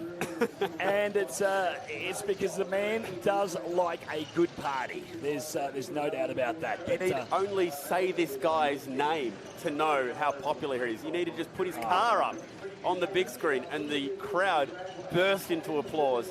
He is far and beyond the crowd favourite. Absolutely could not have said that better myself. As you said, in fact, earlier, he was out for the ball draw to find out where he was, in fact, going to be competing this afternoon, and the crowd just went up as soon as his name was mentioned. Now, fire suits, you can see that he's got this brand new fire suit up here. That's something that's been implemented as a mandatory rule for the first time. Summernats have, in fact, provided the burnout competitors with the option to either provide their own, and they've even gone to the expense of buying multiple sizes to suit the entrants and their passengers, just to make the sport safer. And of course, bad news there for Mike Pratton as he is being towed off. But yeah, the fire suits, mandatory. All passengers, all drivers must wear a fire suit as of 2018. Compacts. And this is the compact Fairlane that'll be coming up second last today. His second car, we saw him earlier in Unwanted. This is compact. And you're 100% right there, Beanie. It's such a good initiative to get fire suits into it. Lynchy was actually one of the first guys to really start wearing them anyway before they were mandatory, so he'll be right at home. But isn't it funny how, I mean, you know, you've got some of that's burnouts that have provided that. You go to any motorsport, whether it be drag racing, speedway, whether it be go-karting, NASCAR, the associations don't provide them for you. It is by your own. But certainly here at the Street Machine Summernats, it's all about safety. And here we go. By the looks of things, we are just about set, ready to go, Chad, with the next of our entrants. Yep, this is Terra Fry, Jason Sweet, another man out of Port Lincoln in South Australia. Two drivers out of the little town of Port Lincoln, great to see. And one of only 5 Fords in the field. Number plate's out the window. Got his start out of the red Summernats. That's where he has some success. And here he is this weekend, again, a relative unknown as far as the main big game. But through competing out at Red Summernats, he was rewarded with the ticket to come to the biggest main game there is in the world of sport of burnouts. So 347 cubic inch dart Windsor, so one of the smallest motors we have in the field. Only packing 550 horsepower. So you're always going to be limited on your smoke scores when you've got small horsepower. It's the one thing that Lynchy always knows he's up against, and surely guys like Jason Sweet know that too. So how do they get those points back? Drive the freaking wheels off it, and that's what these guys have been doing to compete with the high horsepower blown cars. Yeah, indeed. And we've just seen Jason do just that. He's upping the smaller parts of the pad, trying to capitalise and say, hey, judges, look at me. I'm living dangerously. I'm driving this thing really close to the wall. The blower didn't do that, but I am. And so that's the way that they try and get the extra points and attention from the judges. Oh, that was close. He's been able to hang on to it. Good save, because the tyres were down. He would have cost himself 5 points had he nudged that wall, but he got away with it. Absolutely. And that was tidy.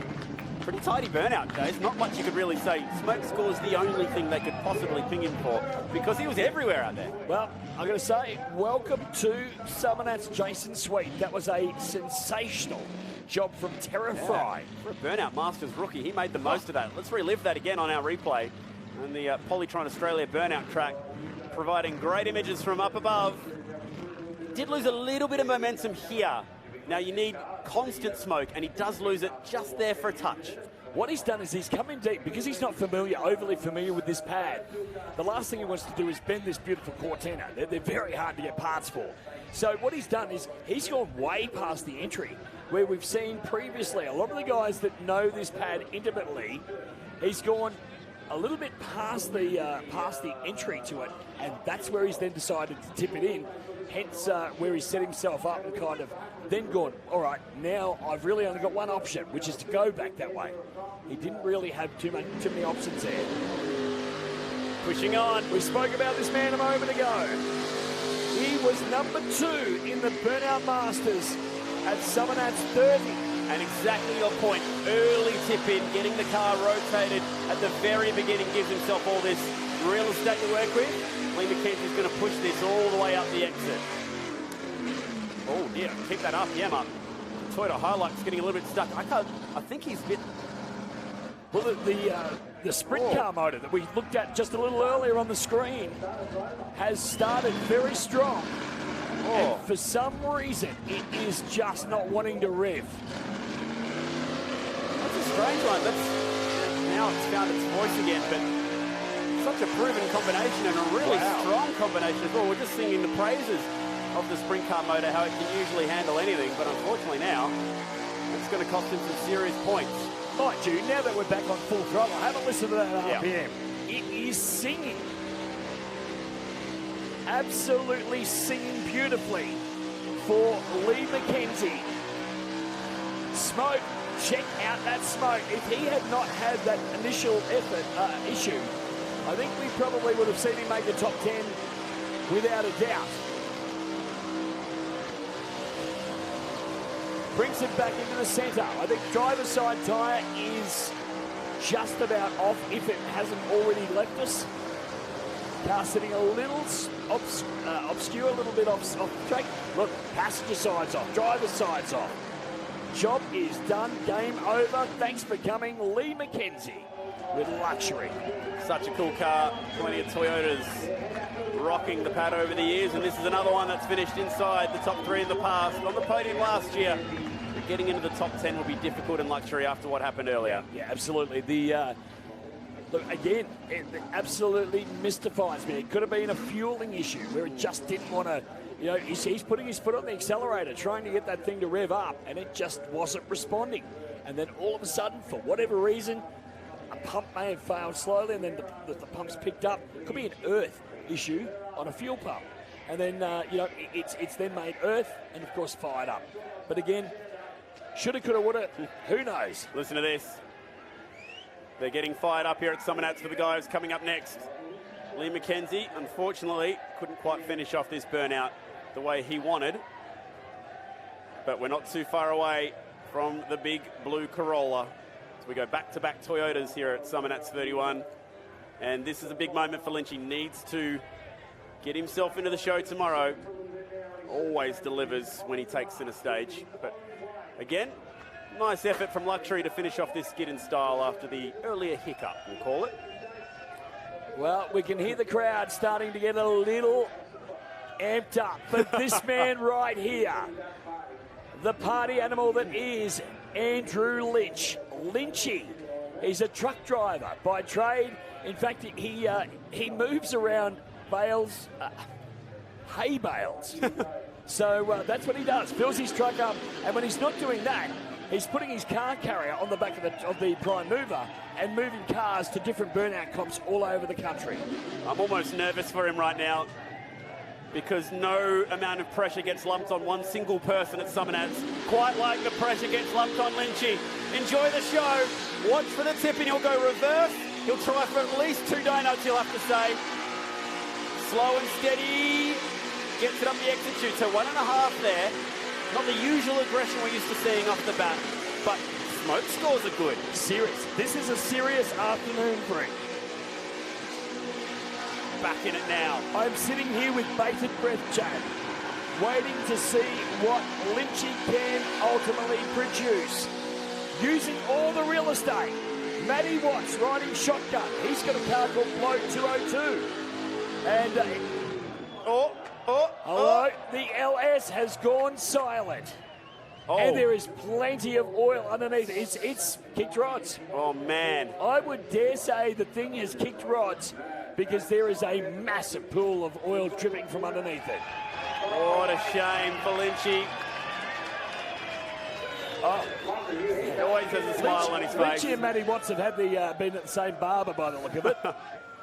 Wow. Listen to this crowd.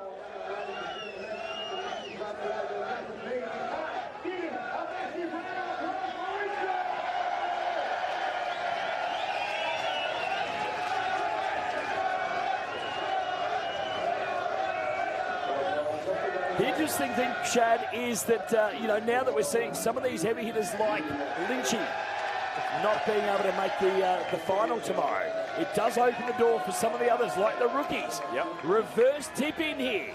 As you said during the call, he'll go for a 720. That's normally what we see from Andrew Lynch. He went for it and then thought, oh, I'm not quite where I need to be to pull that off, and decided to go left hand down and get out of there. Got a handful of lock happening there, then brings it back the other way.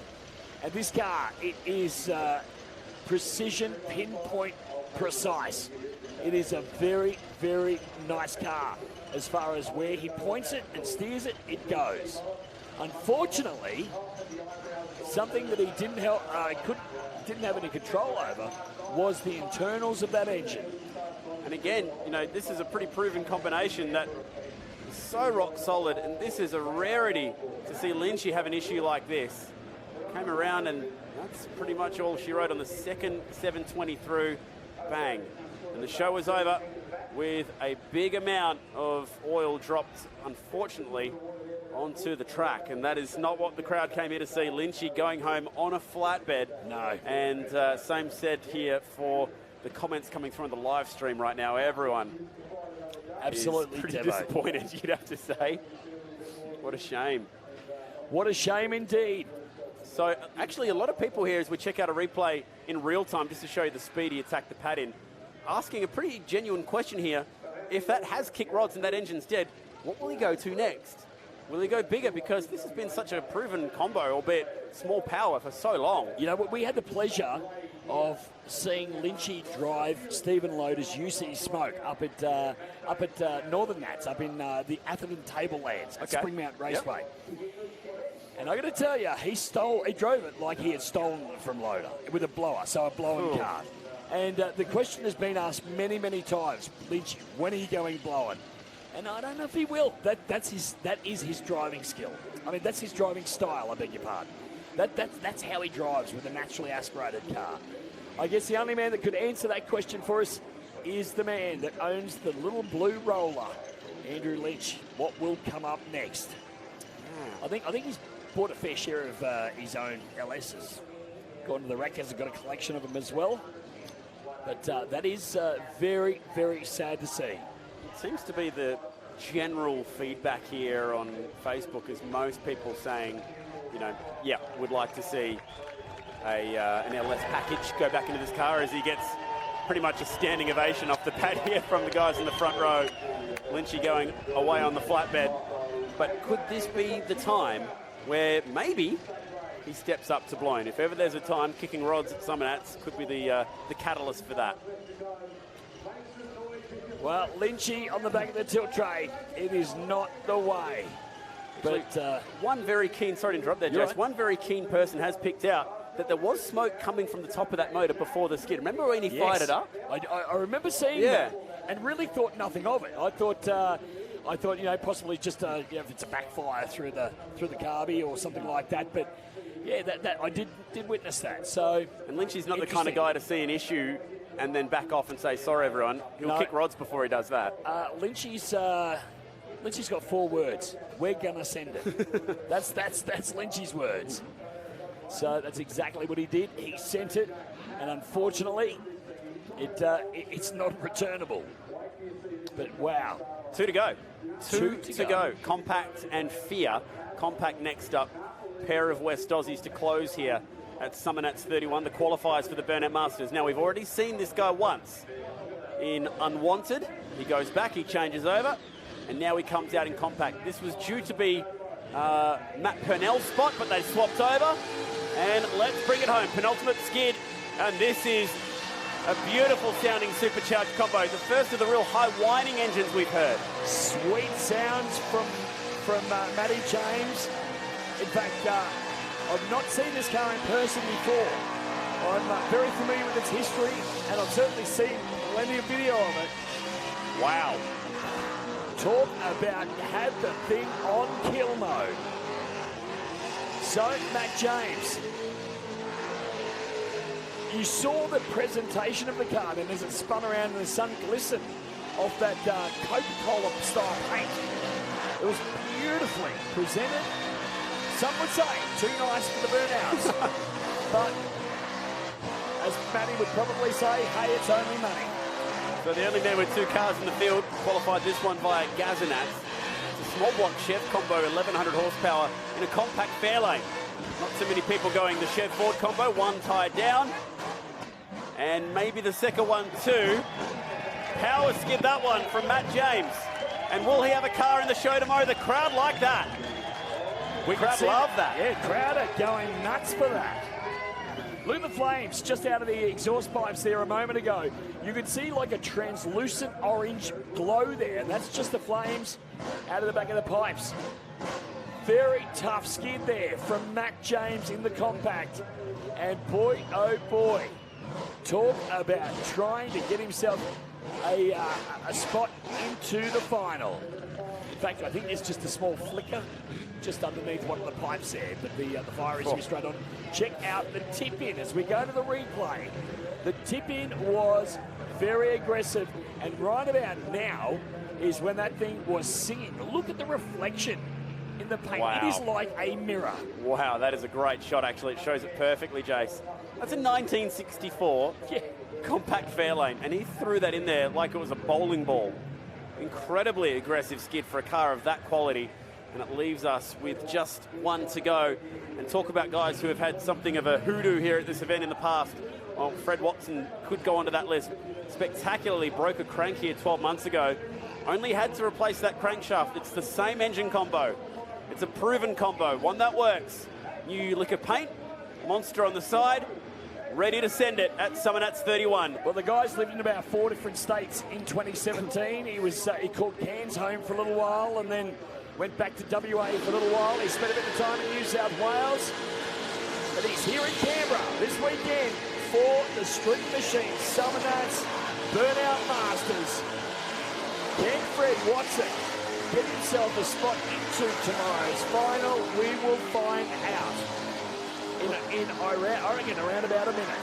Has qualified for the top 10 here, I should say, on 4 different occasions. He's looking for number 5 today. Runner-up in 2015. He's been close. And he always drops amazing skids in qualifying. And then it's the top 10 where sometimes it gets away from him. He's won some huge events like the Red Summernats, Burnout King, Cairns Tropical Meltdown. Like you said, he gets around. But this is the one that he wants more than anything else. He wants to be the Burnout Masters champion for season 2018. Well, Fred Watson doing a great job at going about getting himself an opportunity to become a Burnout Master here this afternoon with this qualifying run. Tyres are offered by the sound of that. Fred will get out, celebrate. And the crowd seem very impressed with the West Aussies' attempt. That's better from Fred Watson. And Fear, no big fires which have hampered him in the past. People absolutely lapping that up. One guy even saying that Fear is still his all-time favourite Burnout car. This is a real Aussie, one of the first cars to go to a real modern combo as well. Blown injected, new-looking car. I've seen a few guys go for that recently. But Fred was a bit of a trailblazer there. That 2005 Holden Monaro still going strong. And that is top 10 worthy from Fred Watson and Fear. Well, the cast is now assembled. We don't know who the cast is, but the cast is now assembled for our 2018 Burnout Masters Finals. Of course, as Chad mentioned, go to the Facebook page for the Street Machine Summernats Facebook page. Go there, check out all of the finalists, and of course tomorrow, no doubt we will return with all the action. Man, fantastic stuff here from Summernats 31. The Burnout Masters action has been great. We'll be live again 12 p.m. local time tomorrow, which is bad news for 2011 Bathurst winner Nicholas Percat, who's just decided to join the coverage right at the end of the day. Bad luck, Nick. You missed the majority of the skids, but Nick can tune in with everyone else at midday tomorrow because it's going to be going off. We'll also be handing out some pretty special awards, including the Grand Champion tomorrow. Looking forward to seeing that, Jason, because that's always going to be important. And I think there's like 18 cars going for Grand Champion this year. Absolute all-time huge amount of all-time record, huge amount of cars that have been unveiled, and of course we'll be going for Grand Champion, which is of course the car that is it's the all-over champ. It's the one that looks the nicest. It's the one that is involved in some of the driving events like Go to Woe, and of course absolutely great. So yeah, that was awesome stuff.